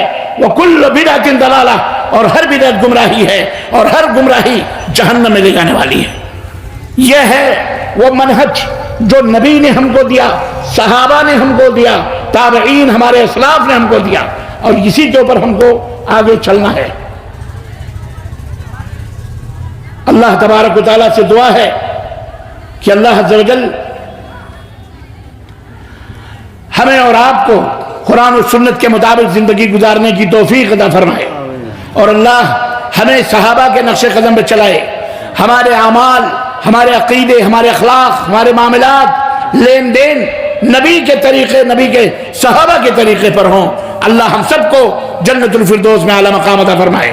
سوالات بہت زیادہ ہیں، اس لیے ہمیں کہا گیا کہ آپ سوالات کے جوابات پر زیادہ فوکس دیں تاکہ وقت کو بھی دیکھا جائے، اور بات تو تقریباً مکمل ہو چکی ہے۔ بہرحال آئیے ہم سوالات کی مجلس میں بڑھتے ہیں۔ اللہ ہم سب کو نیک عمل کرنے کی توفیق عطا فرمائے۔ جزاکم اللہ خیرا۔ چند سوالات ہمارے پاس آئے ہوئے ہیں، اور میں یہ سمجھتا ہوں کہ یہ سارے سوالات ہم تمام لوگوں سے جڑا ہوا ہے۔ ہمارے روزمرہ کی زندگی میں کبھی نہ کبھی یہ چیزیں ہمارے سامنے آتی رہتی ہے۔ سب سے پہلا سوال ہے شیخ، میت کو چپل یا جوتا پہن کر مٹی دینا کیسا ہے، اور قبرستان میں جوتا یا چپل پہن کر چلنا کیسا ہے؟ جب اللہ کے گھر میں جوتا چپل پہن کے چلنا جائز ہے، اگر وہ پاک و صاف ہے، تو قبرستان کیا ہے؟ چپل پہن کے اللہ کی عبادت کرنا جائز ہے، جوتا پہن کر اللہ کے نبی صلی اللہ علیہ وسلم نے فرمایا یہودیوں کی مخالفت کرو، وہ جوتے اتار کے نماز پڑھتے ہیں، عبادت کرتے ہیں، تم جوتے پہن کے عبادت کرو، کوئی حرج نہیں ہے اس میں۔ الحمدللہ قبرستان، ہاں قبر کے اوپر نہ بیٹھیں، قبر کو اپنے جوتے چپلوں سے نہ رودیں، البتہ قبر کے بیچ میں راستے ہیں، آپ جوتے چپل پہن کے جائیں، جیسا مسجد میں جا سکتے ہیں آپ، کوئی حرج نہیں۔ اس میں ایک دوسری چیز ہے شیخ کہ بعض لوگوں کو دیکھا جاتا ہے کہ چپل پہن کے نماز میں کھڑے ہوتے ہیں، وہ چپل کو کھول دیتے ہیں، اسی چپل کے اوپر کھڑے ہوتے ہیں، تو یہ ادب کیسا ہے؟ اور دوسرا اس میں ایک مسئلہ ہے کہ بعض لوگ جو جنازے کی نماز میں میت کو جب مٹی دیتے ہیں تو بعض لوگ کہتے ہیں کہ بیٹھ کے مٹی نہیں دینا چاہیے، تو اس کی کیا حقیقت ہے؟ کوئی حقیقت نہیں ہے، جیسے بھی ہو ویسے مٹی دے دو، بس جھک کے دے دو، کھڑے ہو کے دے دو، جیسے جس میں سہولت ہے اس میں مٹی دے دو، کوئی حرج نہیں اس میں۔ جی ایک سوال یہ ہے، کیا عورتیں نماز جنازہ میں شریک ہو سکتی ہیں؟ اور جنازے میں جیسا بھی بھائی نے شیخ نے بتایا کہ چپل اتار کے اس کے اوپر کھڑے ہو جاتے ہیں، جی جی، کوئی حرج نہیں، کیوں آپ تکلف اتنا کر رہے ہیں؟ آپ چپل پہن کر کے کھڑے رہے، کوئی قباحت نہیں ہے، الحمدللہ، سب یہ سب فالتو تکلفات ہیں، ٹھیک ہے جی۔ کیا عورتیں نماز جنازہ میں شریک ہو سکتی ہیں؟ بالکل شریک ہوتی ہیں، ہو سکتی ہیں، جائز ہے ان کے لیے۔ قبر میں میت کو اتارنے کا صحیح طریقہ کیا ہے؟ اللہ اکبر، آپ لوگ ابھی تک کیسے دفن کرتے رہے؟ صحیح طریقہ جب آپ مرو گے تو آپ کو تو پتہ نہیں چلے گا، لیکن جب کوئی میت ہو تو وہاں جا کے دیکھ لیا کرو، دو ثواب ملتے ہیں۔ اللہ کے نبی نے فرمایا اگر جنازے میں شریک ہو گئے تو 1 قیرات کا ثواب ملتا ہے۔ 1 قیرات کہتے ہیں احد پہاڑ کے برابر اللہ تعالیٰ انہیں نیکی عطا فرماتا ہے، اور جو لوگ جنازے کے ساتھ جا کر میت کو دفن کرواتے ہیں ان کو 2 قیرات کا ثواب ملتا ہے۔ تو جا کر کے دیکھنا، اب کوئی مرے تو جانا میت میں دیکھنا کدھر سے اور کیسے رکھتے ہیں۔ اب وہ پوری کیفیت میں یہاں کیسے بتاؤں آپ کو؟ پیتانے سے اتارتے ہیں، 2 آدمی نیچے قبر میں ہوتے ہیں، پھر جیسی میت ہلکی پھلکی وزن کے حساب سے ہوتی ہے نیچے چادر وغیرہ ڈال کر کے، اور اس کو ادھر سے ادھر سے لوگ پکڑتے بھی ہیں، اور نیچے اس کو پیتانے سے لاتے ہیں، پیر کی طرف سے لا کر کے اور سرہانے تک جا کر کے، اور اس میں 2 طرح کی قبر ہوتی ہے، ایک بغلی ہوتی ہے اور ایک سیدھی ہوتی ہے۔ عربوں کے ہاں اور خود نبی کریم صلی اللہ علیہ وسلم کی جو قبر مبارک تھی وہ لحد تھی، یعنی بغلی تھی، تو اس طرح سے ان کو اس کے اندر لحد میں یعنی بغلی میں لٹا کے قبلے کی طرف رخ کرتے ہیں، اور ان کے پیٹھ کا جو پیچھے کا حصہ ہوتا ہے وہاں پتھروں سے ٹیک لگاتے ہیں تاکہ میت ایسے نہ رہے بلکہ ایسے رہے، قبلے کی طرف موڑے، ٹھیک ہے، ایسے رکھے جاتے ہیں۔ بہرحال اللہ تعالی ہم سب کی مغفرت فرمائے اور ہمارے قبر کو ہم سب کے لیے روشن بنائے اور کشادہ بنائے اور عذاب قبر سے ہم لوگوں کو محفوظ رکھے۔ جی بعض جگہوں پہ یہ بھی دیکھا جاتا ہے کہ آدمی کی تعداد زیادہ ہونے کی وجہ سے چونکہ مٹی سبھی کو دینا ہوتا ہے، اس لیے مٹی پورا ہو جانے کے باوجود بھی مٹی کو قبرستان سے یعنی قبر سے نیچے اتارتے ہیں پھر اوپر دیا جاتا ہے، تو اس سلسلے میں تھوڑی وضاحت کر دیں۔ دیکھیں یہ ایسی کوئی بھی اس میں ایسا کوئی مسئلہ نہیں ہے جو مختلف ہو، آپ اسی پہ بیٹھ کر کے وہیں پر اسی مٹی کو اٹھا کر تھوڑا تھوڑا ڈال دیں، کافی، اتنے تکلفات کی ضرورت نہیں ہے کہ آپ اس کو پھر اتاریں اور پھر اس کے اوپر ڈالیں پھر اتاریں، پھر ایسا کچھ بھی نہیں۔ اصل میں شیخ وہی ذہن بنا ہوا کہ 3 لب دینا ہے، ہاں 3 لب جیسے دیتے تو بھر جاتے, زیادہ ہو جاتے. آدمی کی تعداد جب زیادہ ہو جاتی ہے لب کی تو اسی میں سے تھوڑا تھوڑا نکال کر کے آپ چڑھا دیں اسی کے اوپر, کوئی عرض نہیں. جنازے میں جو تکبیرات ہے ان تکبیرات میں رفع الیدین ہے یا نہیں ہے؟ یہ دونوں رفع الیدین ہے, یہ صحابہ سے ثابت ہے اور صحابہ کی سنت ہمارے لیے بہرحال نمونہ ہے, اسوہ ہے. جی ایک شخص ہے جو کسی عذر کی وجہ سے روزہ چھوڑ دیا ہے, کچھ سال بعد اس کو معلوم ہو رہا ہے کہ میرا روزہ تو چھوٹا ہوا ہے, کیا وہ سبھی روزہ رکھے گا یا اس کے روزہ معاف ہو جائے گا؟ اگر اسے یاد ہے کہ اس نے اتنے روزے چھوڑے تو اتنے روزے کے بدلے وہ روزہ رکھے اور ایک آدمی کا کھانا بھی پیش کرے, اس کے لیے بہتر یہی ہے, اور اللہ سے توبہ بھی کرے. اگر اسے یاد نہیں ہے تو اللہ سے توبہ کرے, اللہ اسے معاف کرنے والا ہے. ایک بہت اہم سوال ہے کہ کچھ دن سے ہمارے سماج میں ایک عالم نے جماعت اسلامی کا آمدانی کیا ہے اور اس کا پرچار بھی کر رہا ہے. اس جماعت کا عقیدہ کہاں تک ٹھیک ہے؟ جماعت اسلامی ایک سیاسی جماعت ہے, وہ اسلامی جماعت تو نام ہے اس کا, جیسے بہت سارے لوگوں نے اپنی اپنی پارٹیوں کے نام, کوئی مسلمین رکھا ہے, کوئی مومنین رکھا ہے, کوئی کچھ رکھا ہے. تو یہ بیچارے سیاسی جماعت کے لوگ ہیں, یہ مسلمانوں کو ان کے ہاں کوئی عقیدہ نہیں ہے, ان کے ہاں عقیدہ کوئی نہیں ہے. ان کے ہاں شیعہ بھی ہے, رافضی بھی ہے, صحابہ کو گالی دینے والا بھی ہے, صحابہ کو پکارنے والا بھی ہے. یہ چوچو کے مربے ہیں معذرت کے ساتھ. تو یہ ایک سیاسی جماعت ہے, سیاسی پلیٹ فارم ہے, ان کا اپنا ایک دستور ہے. انہوں نے مسلمانوں کو یہ کہ RSS یا کسی کے مقابلے میں خود کو پیش کیا ہے کہ ہم یہ چاہتے ہیں وہ چاہتے ہیں. بہرحال تو یہ کوئی دینی جماعت نہیں ہے, یہ مسلمانوں کی ایک جماعت ہے جو اسے سیاسی ونگ کہتے ہیں, سمجھ رہے ہیں. ورنہ یہ کوئی مذہبی یا کوئی اس طرح کی جماعت نہیں ہے, نہ ان کا کوئی عقیدہ ہے کہ ہمارا یہ عقیدہ, ہمارا وہ عقیدہ.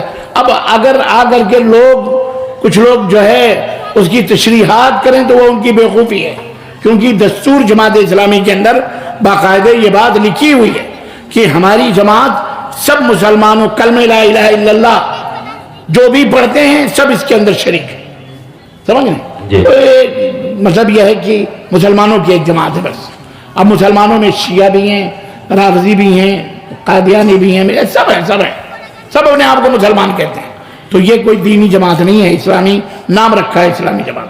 اسی سے جڑا ہوا ایک سوال ہے کہ ایک آدمی اہل حدیث کے صف میں رہتا ہے, وہیں اس کا گزر بسر ہے, لیکن وہ مودودی فکر یا جماعت اسلامی کا پرچار پرسار کرنے والا ہے, تو ایسے شخص کے تعلق سے عوام الناس کا تعلق کیسا ہونا چاہیے؟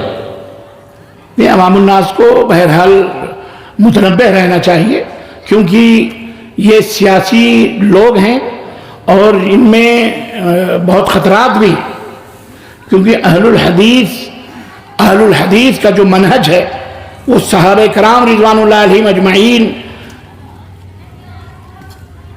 کا جو منہج تھا, جو طریقہ ہے, وہ اس پہ قائم دائم. جماعت اسلامی میں وہ لوگ بھی ہیں جو حضرت امیر معاویہ کو برا بھلا کہتے ہیں, وہ لوگ بھی ہیں جو صحابہ کرام کے اوپر طعن و تشریح کرتے ہیں. حضرت مولانا مودودی صاحب نے بھی اپنی کتاب خلافت و ملوکیت میں سیدنا عثمان غنی کو الا بلا بدتر پتہ نہیں کیا کیا کہا ہوا ہے, اور اسلام کی غلط سلط تعریف ہیں. اس لیے آپ ایسا کام نہ کریں کہ آپ اہل الحدیث ہیں تو آپ کسی کے محتاج ہیں, آپ جائیں ادھر ادھر منہ ماریں, ضرورت نہیں ہے آپ کو. الحمدللہ اہل الحدیث انابت اللہ, توحید, سنت, تزکیہ, انابت اللہ, یہ 4 چیزیں اصول ہیں اہل الحدیث کے. اہل الحدیث ان سے محبت رکھتے ہیں جو صحابہ اہل البیت سے محبت رکھتے ہیں, اور جو لوگ صحابہ اور اہل البیت سے محبت نہیں رکھتے اہل الحدیث سے محبت نہیں کرتے اور نہ ان کی صحبتوں میں بیٹھتے ہیں. اہل بدعت کو دعوت دیتے ہیں, اہل شرک کو دعوت دیتے ہیں. ہم دعوت امت دعوت ہیں, ہمارا کام دعوت دینا ہے, ہمارا کام کسی کے خلاف ایجیٹیشن نہیں قائم کرنا کہ ہم ان کے خلاف مظاہرے کریں, ان کے ساتھ پلے کارڈ لے کے جائیں, ہم فلانے نعرے بازیاں کریں چوک و چوراہوں پر. یہ ہمارا کام نہیں ہے. ہمارا کام عزت و احترام کے ساتھ اللہ اس کے رسول کی طرف خود کو بھی پابند بنانا اور لوگوں کو اللہ اس کے رسول کی طرف دعوت دینا. جتنی بس ہے بس, باقی اللہ کے ہاتھ میں, اللہ جو چاہے گا کرے گا. یہی ہمارا منہج ہے اور یہی ہمارا طریقہ کار ہے. جی شیخ ایک سوال ہے کہ مدارس میں یا دینی مدارس میں دینی درسگاہوں کے اندر بدعتی ٹیچروں کو رکھنا کیسا ہے، اور اگر کوئی شخص ایسا کرتا ہے تو ایسے مدرسے میں اپنے بچوں کو تعلیم دینا کیسا ہے؟ اگر آپ اس سے بدعتی ہی نہیں کسی غیر مسلم سے بھی فائدہ اٹھا سکتے ہیں، لیکن بدعتی غیر مسلم سے زیادہ خطرناک ہو سکتا ہے، کیونکہ وہ اپنا بند کر کے اپنے بچوں کو ہمارے کہیں نہ کہیں، اگر وہ دینی ٹیچر ہے تو اس کو تو نہ رکھا جائے، دینی کتابیں اس سے نہ پڑھائی جائیں. کیوں؟ وہ خود گمراہ ہے تو اندھا دوسرے کی رہنمائی کیا کرے گا. لیکن اگر وہ انگلش، میتھ، جغرافی، سائنس، میتھ ان تمام سب چیزوں کا ماہر ہے تو اس کو پڑھانے میں کوئی حرج نہیں ہے. غیر مسلموں کو بھی اسی طرح سے آپ ان کتابوں میں، اب کسی غیر مسلم کو بلاؤ، آپ کو تو بخاری پڑھاؤ، آپ کو قرآن کی تشریح کرو تو بیچارہ کیا پڑھائے گا؟ قرآن پڑھائے گا. تو ایسے ہی کسی بدعتی کو کہو آپ جو ہے کیا کہتے ہیں چلیں آپ کتاب التوحید پڑھائیں، تو کتاب التوحید کیا پڑھائیں؟ وہ شرک بدعت کا پلندہ خود ہی بچا رہا ہے. تو سب سے پہلے تو اس کو صحیح کرو. تو یہ ہے، اللہ تعالی ہمیں محفوظ رکھے ان تمام چیزوں سے. آمین اللہم آمین. جماعت میں رکوع ملنے پر رکعت مل جاتی ہے اور سورہ فاتحہ کے بغیر نماز نہیں ہوتی، وضاحت فرمائیں. یہ ایک مختلف فی مسئلہ ہے، اس میں اہل علم کے درمیان اختلاف ہے. خاص طور سے اس وقت جب رکوع میں بعض لوگ دوڑ بھیڑ کر کے آتے ہیں تو یقیناً ایسے لوگوں کا رکوع میں دوڑ کر چپل وپل پھینک کر آگے رکوع میں شریک ہونا کیا فائدہ؟ آپ وقار کے ساتھ ہیں. اللہ کے نبی صلی اللہ علیہ وسلم نے فرمایا وقار کے ساتھ مسجد میں آؤ، سکون کے ساتھ آؤ، تمہارے پیروں کے تعداد کے مطابق بھی تمہیں اجر اور ثواب دیا جاتا ہے. جو ملے پڑھ لو، جو چھوٹ جائے اسے مکمل کر لو. لیکن جو لوگ ملتے جلتے ہیں اس طرح سے، اسی لیے مارے ڈر کے کہ ہم رکوع پا لیں یا ہماری ایک رکعت بچ جائے، بہرحال اس میں اختلاف ہے. آدمی کو کوشش کرنا چاہیے اگر امام رکوع میں چلا گیا اور وہ تاخیر سے آ رہا ہے تو کوئی حرج نہیں، وہ رکوع سے اٹھ جائے، بعد میں آپ شریک ہوں اور جو باقی بچا ہے آپ اس کو پڑھ لیں انشاءاللہ. خلاص آپ اختلاف سے بچ جائیں گے. میں تو یہی میرا نقطۂ نظر ہے. باقی بعض اہل علم کہتے ہیں کوئی رکوع پا گیا تو اس کی رکعت ہو جاتی ہے، اور کچھ لوگ کہتے ہیں سورہ فاتحہ نہیں پڑھا اس لیے اس کی نماز، اس کی رکعت نہیں ہوتی. لیکن جو لوگ کہتے ہیں نماز ہو جاتی ہے وہ ایک حدیث پیش کرتے ہیں کہ نبی کریم صلی اللہ علیہ وسلم جب رکوع میں ہوتے تھے تو اگر کوئی کسی کے چلنے کی آہٹ رکوع کی طرف مسجد میں داخل ہونے کی ملتی تھی تو آپ رکوع کو دراز کر دیتے تھے، لمبا کر دیتے تھے تاکہ وہ بندہ رکوع میں شریک ہو جائے. تو اس سے کہتے ہیں کہ چونکہ یہ اگر ایسا ہوتا کہ رکوع ملنے سے رکعت نہیں ہوتی تو رکوع کو لمبا کرنے کی کیا ضرورت ہے؟ نمبر 1. نمبر 2، قیام کی حالت میں سورہ فاتحہ واجب ہے لیکن رکوع کی حالت میں سورہ فاتحہ واجب نہیں ہے. یہ اس کا حکم الگ ہے. یہ شیخ محمد بن عثیمین کا فتویٰ ہے. اس لیے کوئی رکوع میں گیا تو اس کی رکعت ہو جاتی ہے اور اس میں کوئی زیادہ اختلاف کرنے کی ضرورت نہیں ہے. آپ کا دل اگر مطمئن ہے اس فتوے پر تو اس پر عمل کر لیں، اس پر نہیں تو اس پر عمل کر لیں. جی شکریہ. شیخ ایک شخص ہے جو جماعت میں شامل ہونا چاہ رہا ہے لیکن اس کی 3 رکعت نماز چھوٹ چکی ہے، بلکہ آخری رکعت کی رکوع بھی وہ نہیں مل پا رہا یا رکوع میں شامل ہو پا رہا، تو ایسی صورت میں وہ کیا کرے گا؟ وہ نماز میں جماعت میں شامل ہوگا یا وہ جماعت چھوڑ کر الگ جماعت منائے گا؟ شیخ عبید اللہ رحمانی رحمۃ اللہ علیہ نے کہا کہ اس کو چاہیے کہ جو بھی مل رہا ہے اس میں شریک ہو جائے اور بعد میں سلام پھیرنے کے اپنی 4 رکعت پوری کر لے یا 3 رکعت پوری کر لے یا 2 رکعت جو بھی ہے پوری کر لے، انشاءاللہ اسے جماعت کا تو ثواب مل جائے گا. اگر وہ چاہتا ہے کہ نہیں اور بھی لوگ ہیں کھڑے ہیں ان کے ساتھ جماعت میں دوسری جماعت کر لے گا تو اس میں بھی کوئی حرج نہیں ہے، کر لے. جی جمع بین الصلاتین کے سلسلے میں تھوڑی سی وضاحت مطلوب ہے کہ جلسہ وغیرہ کے پروگرام یا کسی طرح کی مجلس میں جو جمع بین الصلاتین مغرب و عشاء کو اگر کوئی جمع کرنا چاہے پروگرام کی وجہ سے تو اس سلسلے میں تھوڑی سی وضاحت کر دیں. واللہ کبھی کبھی اللہ کے نبی نے جمع کیا ہے بغیر سبب کے بھی. بارش کے وقت تو کیا ہی ہے، سخت سردیوں کے موقع پہ بھی کیا ہے. عبداللہ بن عباس نے فرمایا پھر ایک موقع پر یوں بھی آپ نے بغیر کسی سبب کے جمع بین الصلاتین تو بیان جواز ہے. اگر اس طرح کا کوئی موقع آتا ہے تو اس میں اہل علم نے یہ بتایا ہے کہ جمع کر لیں تو کوئی حرج نہیں ہے انشاءاللہ. جی. جو شخص انتقال کر چکا ہو اس کے نام پر روزہ کھلوا سکتے ہیں یا نہیں؟ اس کے نام پر روزہ نہیں کھلوانا چاہیے, روزہ اللہ کے نام پہ کھولنا چاہیے. ہاں اس کی طرف سے آپ افطار وغیرہ کروا دیں, اس میں کوئی حرج نہیں ہے. بنگال کی زبان ہے اس لیے تھوڑی. اچھا سوری. نہیں, بہت سارے لوگ قربانی میں بھی یہ کہتے ہیں جی ہمارے باپ کے نام سے قربانی ہوگی, ہمارے اماں کے نام سے ہوگی, ہماری بیوی کے نام سے. اللہ کے نام سے قربانی ہوتی. اس کو بدعتی لوگ بہانہ بناتے ہیں.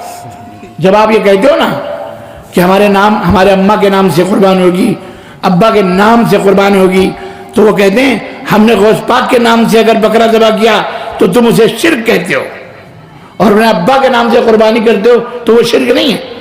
تو وہ زبان کا ناجائز فائدہ اٹھاتے ہیں, حالانکہ وہ بھی سمجھتے ہیں, لیکن چور اپنی چوری چھپانے کے لیے اس طرح کے ہیلے ڈھونڈتا ہے. ہم بسم اللہ اللہ اکبر کہہ کے ہی ذبح کرتے ہیں اللہ کو خوش کرنے کے لیے. اور وہ جو مرغا بکرا شیخ عبد القادر جیلانی کے نام کا چھوڑ کے کرتا ہے, حسن حسین فلانے کے نام پر, وہ ان کو راضی کرنے کے لیے کرتا ہے. بھلے وہ بسم اللہ اللہ اکبر پڑھ کے ذبح کرے, وہ حرام ہے, وہ شرک باللہ ہے, وہ لعنتی ہے وہ شخص. جی. مسجد کے مائک میں اذان کے علاوہ اور کوئی چیز کا اعلان کرنا کیسا ہے؟ بھئی مسجد میں کوئی دو چیز ہے. کوئی گم شدہ چیز کا اعلان کرنا جائز نہیں ہے, اور نہ ہی کوئی چیز بیچنا اور خریدنا جائز ہے مسجد کے اندر. ٹھیک ہے, اب وہ مائک کہیں بھی ہے بہرحال, لیکن مسجد کے مائک میں لوگوں کو نصیحت کرنا, درس دینا, قرآن پڑھنا, قرآن سننا چاہیے. میت وغیرہ کا اعلان ہوتا ہے. ہاں میت وغیرہ کا اعلان تو کوئی حرج نہیں, لیکن میں نے کہا گم شدہ چیز کا اعلان یا خرید و فروخت کرو. یہ سوال یہ ہے کہ میں اپنے ہی اناج سے عشر نکالتا ہوں اور اپنے ہی بچوں میں خرچ کرتا ہوں, کیا یہ طریقہ میرے لیے صحیح ہے؟ عشر جو آپ نکالتے ہو وہ غریبوں مسکینوں کا حق ہے, آپ کے بچوں کا حق نہیں ہے. تو یہ طریقہ غلط ہے. آپ نکالیے اور اسے غریبوں مسکینوں میں دے دیجئے, یہ جائز ہے.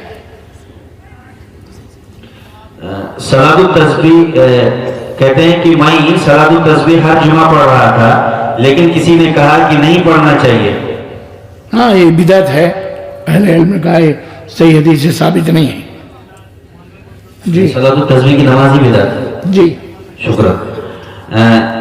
نفل روزے کے بارے میں, جیسے کہ سوموار اور جمعرات کے روزے ہیں اور مہینے کے 3 روزے 13, 14, 15, تو یہ دونوں میں کون سا بہتر ہے؟ دونوں افضل جگہ بہتر ہیں. وہ ایام بید ہیں 13, 14, 15 یا 12, 13, 14, دونوں روایتیں ہیں. اور یہ جو ہے جمعرات کے روزے اور پیر کے روزے, تو دونوں افضل ہیں, دونوں تین اچھی ہیں, اچھے ہیں ماشاءاللہ. شیخ ایک سوال یہ ہے کہ میرا شوہر پیسہ والا ہے لیکن ضرورت کے مطابق نہیں دیتے, تو کیا میں ان سے جھوٹ بول کے لے سکتی ہوں؟ ہاں جائز ہے, لے لو, چوری بھی کر لو تھوڑی بہت, کوئی حرج نہیں ہے. ایسا بخیل کنجوس مارواڑی چوس, اللہ اسے مکھی چوس, اسے ہدایت دے, اس کی جیب سے چپکے سے اڑا لو. اپنی ضرورت کی چیزیں نہیں دے رہا ہے تو پھر کیا کرنا, لیکن ذرا سوچ سمجھ کے اڑانا. ایسے بھی نہ اڑاؤ کہ کل کو اسے پتہ چلے کہ اس میں سے معلوم ہو جائے. ایسے لوگ کہ پتہ بھی نہ چلے, اس کو تو کوئی حرج نہیں ہے. اب بعد میں کسی بہانے سے بتا دو تو بہرحال کوئی حرج نہیں ہے اس میں. میت کو دفن کرنے کے بعد باجماعت دعا مانگنا, یہ کیسا ہے؟ دیکھیں, میت کو دفن کرنے کے بعد باجماعت دعا یعنی قبر کے پاس کھڑے ہو کر دعا مانگنا. اس سلسلے میں وضاحت ہے تھوڑی سی, میں آپ کو بتاؤں, اس کو سمجھیے. یہ سوال شیخ الاسلام شیخ عبدالعزیز بن باز رحمۃ اللہ علیہ سے پوچھا گیا تھا.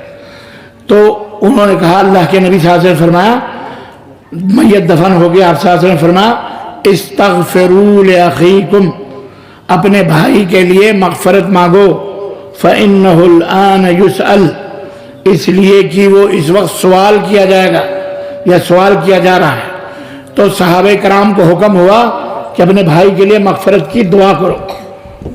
اب اس میں شیخ ابن باز رحمۃ اللہ نے فرمایا اس لیے سب کو اللہ تعالیٰ سے یہ دعا کرنی چاہیے کہ اللہم اغفر لہ وارحمہ وعافہ، اے اللہ اسے معاف کر دے، اس کے پر رحم فرما، ٹھیک ہے، اور اس کے خطاؤں کو معاف فرما۔ یہ دعا کرنی چاہیے کہ اللہ اسے معاف کر دے، اس کے اوپر رحم فرما، اس کی مغفرت فرما دے، اس کے گناہوں کو بخش دے۔ یہ دعا کرنا چاہیے ہر آدمی کو الگ الگ اپنے طریقے پہ۔ شیخ ابن باز فرماتے لیکن اگر سب نہیں جانتے، اس میں جاہل ہیں کہ کیسے دعا مانگی جائے، تو اگر کوئی شخص عام طور پر جیسے دعاؤں میں ہاتھ اٹھا دیتے ہیں، اگر کوئی ہاتھ اٹھا کے دعا مانگے اور لوگ پیچھے اس کے آمین کہیں تو کوئی حرج نہیں ہے، لیکن افضل یہ ہے کہ ہر آدمی یہ 3 جملے کہے، اے اللہ معاف کر دے، اے اللہ اس کو بخش دے، اے اللہ اس کے اوپر رحم فرما۔ اتنا تو سب کو آتا ہے، تو ہمیں چاہیے کہ ہم اپنے عوام کو مسجدوں کے اندر یہ کم از کم تعلیم بتا دیں تاکہ یہ جھگڑے ہی ختم ہو جائے، ٹھیک ہے انشاءاللہ۔ جی شیخ، سوال یہ ہے کہ مسلمان عورتیں سرکاری اسکول یا اس کے مقابل میں کوئی ایسی جگہ جہاں مرد عورت کے اختلاط ہوتا ہو، ایسی جگہ پر نوکری کر سکتے ہیں یا نہیں؟ اگر وہ اختلاط حجاب کے ساتھ ہے، عورت نوکری کر رہی ہے پردے کے ساتھ ہے، تو کوئی حرج نہیں، اس میں کر سکتی ہے نوکری، لیکن اوپنلی بے پردہ تو بہرحال وہ جائز نہیں ہے، وہ جائز نہیں ہے۔ نماز شروع کرنے سے پہلے بسم اللہ پڑھنا کیسا ہے؟ یعنی تکبیرۃ تحریمہ سے پہلے ہی بسم اللہ پڑھ کر اللہ اکبر کہتے ہیں، کیسا عمل؟ میرے علم میں تو ایسی کوئی حدیث نہیں ہے، آپ لوگوں کے پاس ہے تو بتا سکتے ہیں، میرے علم میں تو نہیں ہے کہ تکبیر تحریمہ کرنے سے پہلے بسم اللہ پڑھا جائے، میرے علم میں نہیں ہے جی۔ ایک شخص مسجد کے اندر جماعت سے نماز پڑھتا ہے اور پیچھے لوگ مسبوق ہو جاتے ہیں، تو پہلے لائن کے نمازی ان کے پیچھے والے شخص کے آگے سے گزر سکتا ہے یا نہیں؟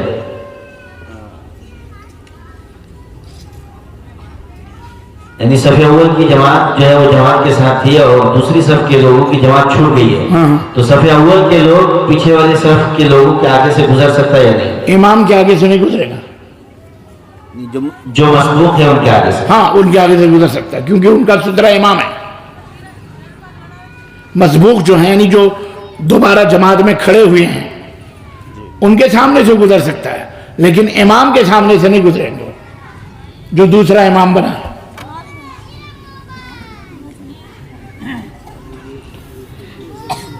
طلاق شدہ عورت کی ولی کا طلاق شدہ عورت کی کیا وہ خود ولی ہے؟ نہیں، کوئی بھی عورت خود سے ولی نہیں بن سکتی، اس کا کوئی نہ کوئی باپ سرپرست وہی اس کا ولی ہوگا، اسی طرح ماں بھی ولیہ نہیں بن سکتی، یا بہن جو بڑی ہے وہ بھی ولیہ نہیں بن سکتی، بھاوج بھی، یعنی کوئی عورت کسی عورت کی ولیہ نہیں بن سکتی، اور نہ ہی عورت خود اپنے شادی کی ولیہ بن سکتی ہے جی۔ نماز کے اندر 6 آیت الحمدللہ پڑھنا کیسا ہے؟ نہیں پڑھنا چاہیے، منع ہے۔ ایک اور سوال ہے شیخ، تو سوال یہ ہے کہ ایک آدمی کے 2 یا 3 بیٹے ہیں، اور 3 بیٹے ہیں، 2 بیٹے جدا ہو چکا ہے، ایک بیٹا اس کے ساتھ میں ہے، اور جو بیٹا ساتھ میں ہے باپ کی 2 بیگھہ زمین ہے، وہی بیٹا اس باپ کی 2 بیگھہ زمین کی کھیتی باڑی کر رہا ہے، اور اس دوران ہی باپ کے انتقال سے پہلے ہی جو بیٹا ساتھ میں ہے اس کے نام پر کچھ کٹھا زمین، 2 کٹھا 4 کٹھا یا 5 کٹھا زمین اس کے نام پر کرنا چاہتا ہے یا نام پہ کر دیتا ہے، تو ایسی صورت میں اس باپ کا یہ عمل کیسا ہے، اور تھوڑی سی اس کی وضاحت کر دیں۔ شریعت کا ایک اصول ہے کہ لا وصیت لوارث، کسی وارث کے لیے کوئی وصیت قابل قبول نہیں ہوگی۔ مثلا لڑکا باپ کا وارث ہے، اب باپ وصیت کرے کہ 2 कट्ठा जमीन मेरे मरने के बाद इसको दे देना अलग से, या वो अपनी जिंदगी में 2 कट्ठा देना चाहता है सिर्फ एक लड़के को, तो वो नहीं दे सकता। अगर वो अपनी जिंदगी में देना चाहता है तो बकिया जो 2 बेटे हैं उनको भी 2-2 कट्ठा देगा, आदल है ये। अगर वो वसीयत करे कि मेरे मरने के बाद इसको 2 कट्ठा जगह दे देना, तो ये भी नाफिज नहीं होगा, ये भी जायज नहीं है। हाँ, वो मरने के बाद वरासत सब में बराबर बराबर जैसे शरीयत का तकादा है उस हिसाब से वो वरासत तकसीम होगी। अलबत्ता उसका मिसाल के तौर पर एक बेटा है, मर गया, उसका बेटा है, अब पोते को तो दादा की जमीन में मिलने से रहा, तो दादा वो अपने तीसरा हिस्सा जो है 1%, 1/3 वो वसीयत कर सकता है कि ये तिहाई जो पैसा है या जमीन है ये मेरे पोते को दे देना, ये कर सकता है वो, क्योंकि पोता वारिस नहीं है। समझ गए ना? ठीक है जी। शुक्रन जज़ाकुमुल्लाहु खैरन व बारक फी हयातिकुम। अल्लाह ताला शेख मोहतरम की। अच्छा, मस्जिद के अंदर सुतरा के सिलसिले में क्या फरमाएं शेख? मस्जिद के अंदर क्या सुतरा जरूरी है? वल्लाह मस्जिद के अंदर सुतरा जी, उमूमन तो लोग दीवारों खंभों इधर उधर पढ़ते हैं। उमूमन अगर जो है क्या कहते हैं खौफ है कि वहां से आदमी गुजर रहे हैं तो वहां तख्तियां होती हैं रखी हुई, अगर हैं तो ठीक है, नहीं तो किसी खंभे या दीवार की आड़ में खड़े होकर सुन्नतों को अदा करें, ये एक दूसरे के पीछे अदा करें, और जो सामने वाला है वो एक ख्याल रखे कि जब ये पढ़ लेगा जब ही वो हटे, वरना सुतरा उतरा रखने का तो रिवाज नहीं है। लेकिन आदमी को किसी नमाजी के सामने से गुजरना हराम है। जी, शुक्रन जज़ाकुमुल्लाहु खैरन व बारक फी हयातिकुम। आमीन। अल्लाह ताला शेख मोहतरम की इल्म व अमल में मजीद बरकत अता फरमाए, शेख मोहतरम की हयात को दराज करे, और अल्लाह ताला शेख मोहतरम की जो सफ़र की सोहबतें और मुशक्क़तें और परेशानी अल्लाह ताला उनको आसान फरमाए। हम सबको बड़ी खुशी हुई कि शेख मोहतरम की हमारे यहाँ आमद हुई, इस पर शेख मोहतरम को अल्लाह ताला जज़ाए खैर दे। अब मैं आखिर में अल्लाह अज़्ज़ा व जल का शुक्रगुजार हूँ कि रब्बुल आलमीन की तौफीक से ये प्रोग्राम बहुस्न खूबी इख्तिताम को पहुँचा। इस पर हम अल्लाह का शुक्रिया अदा करते हैं।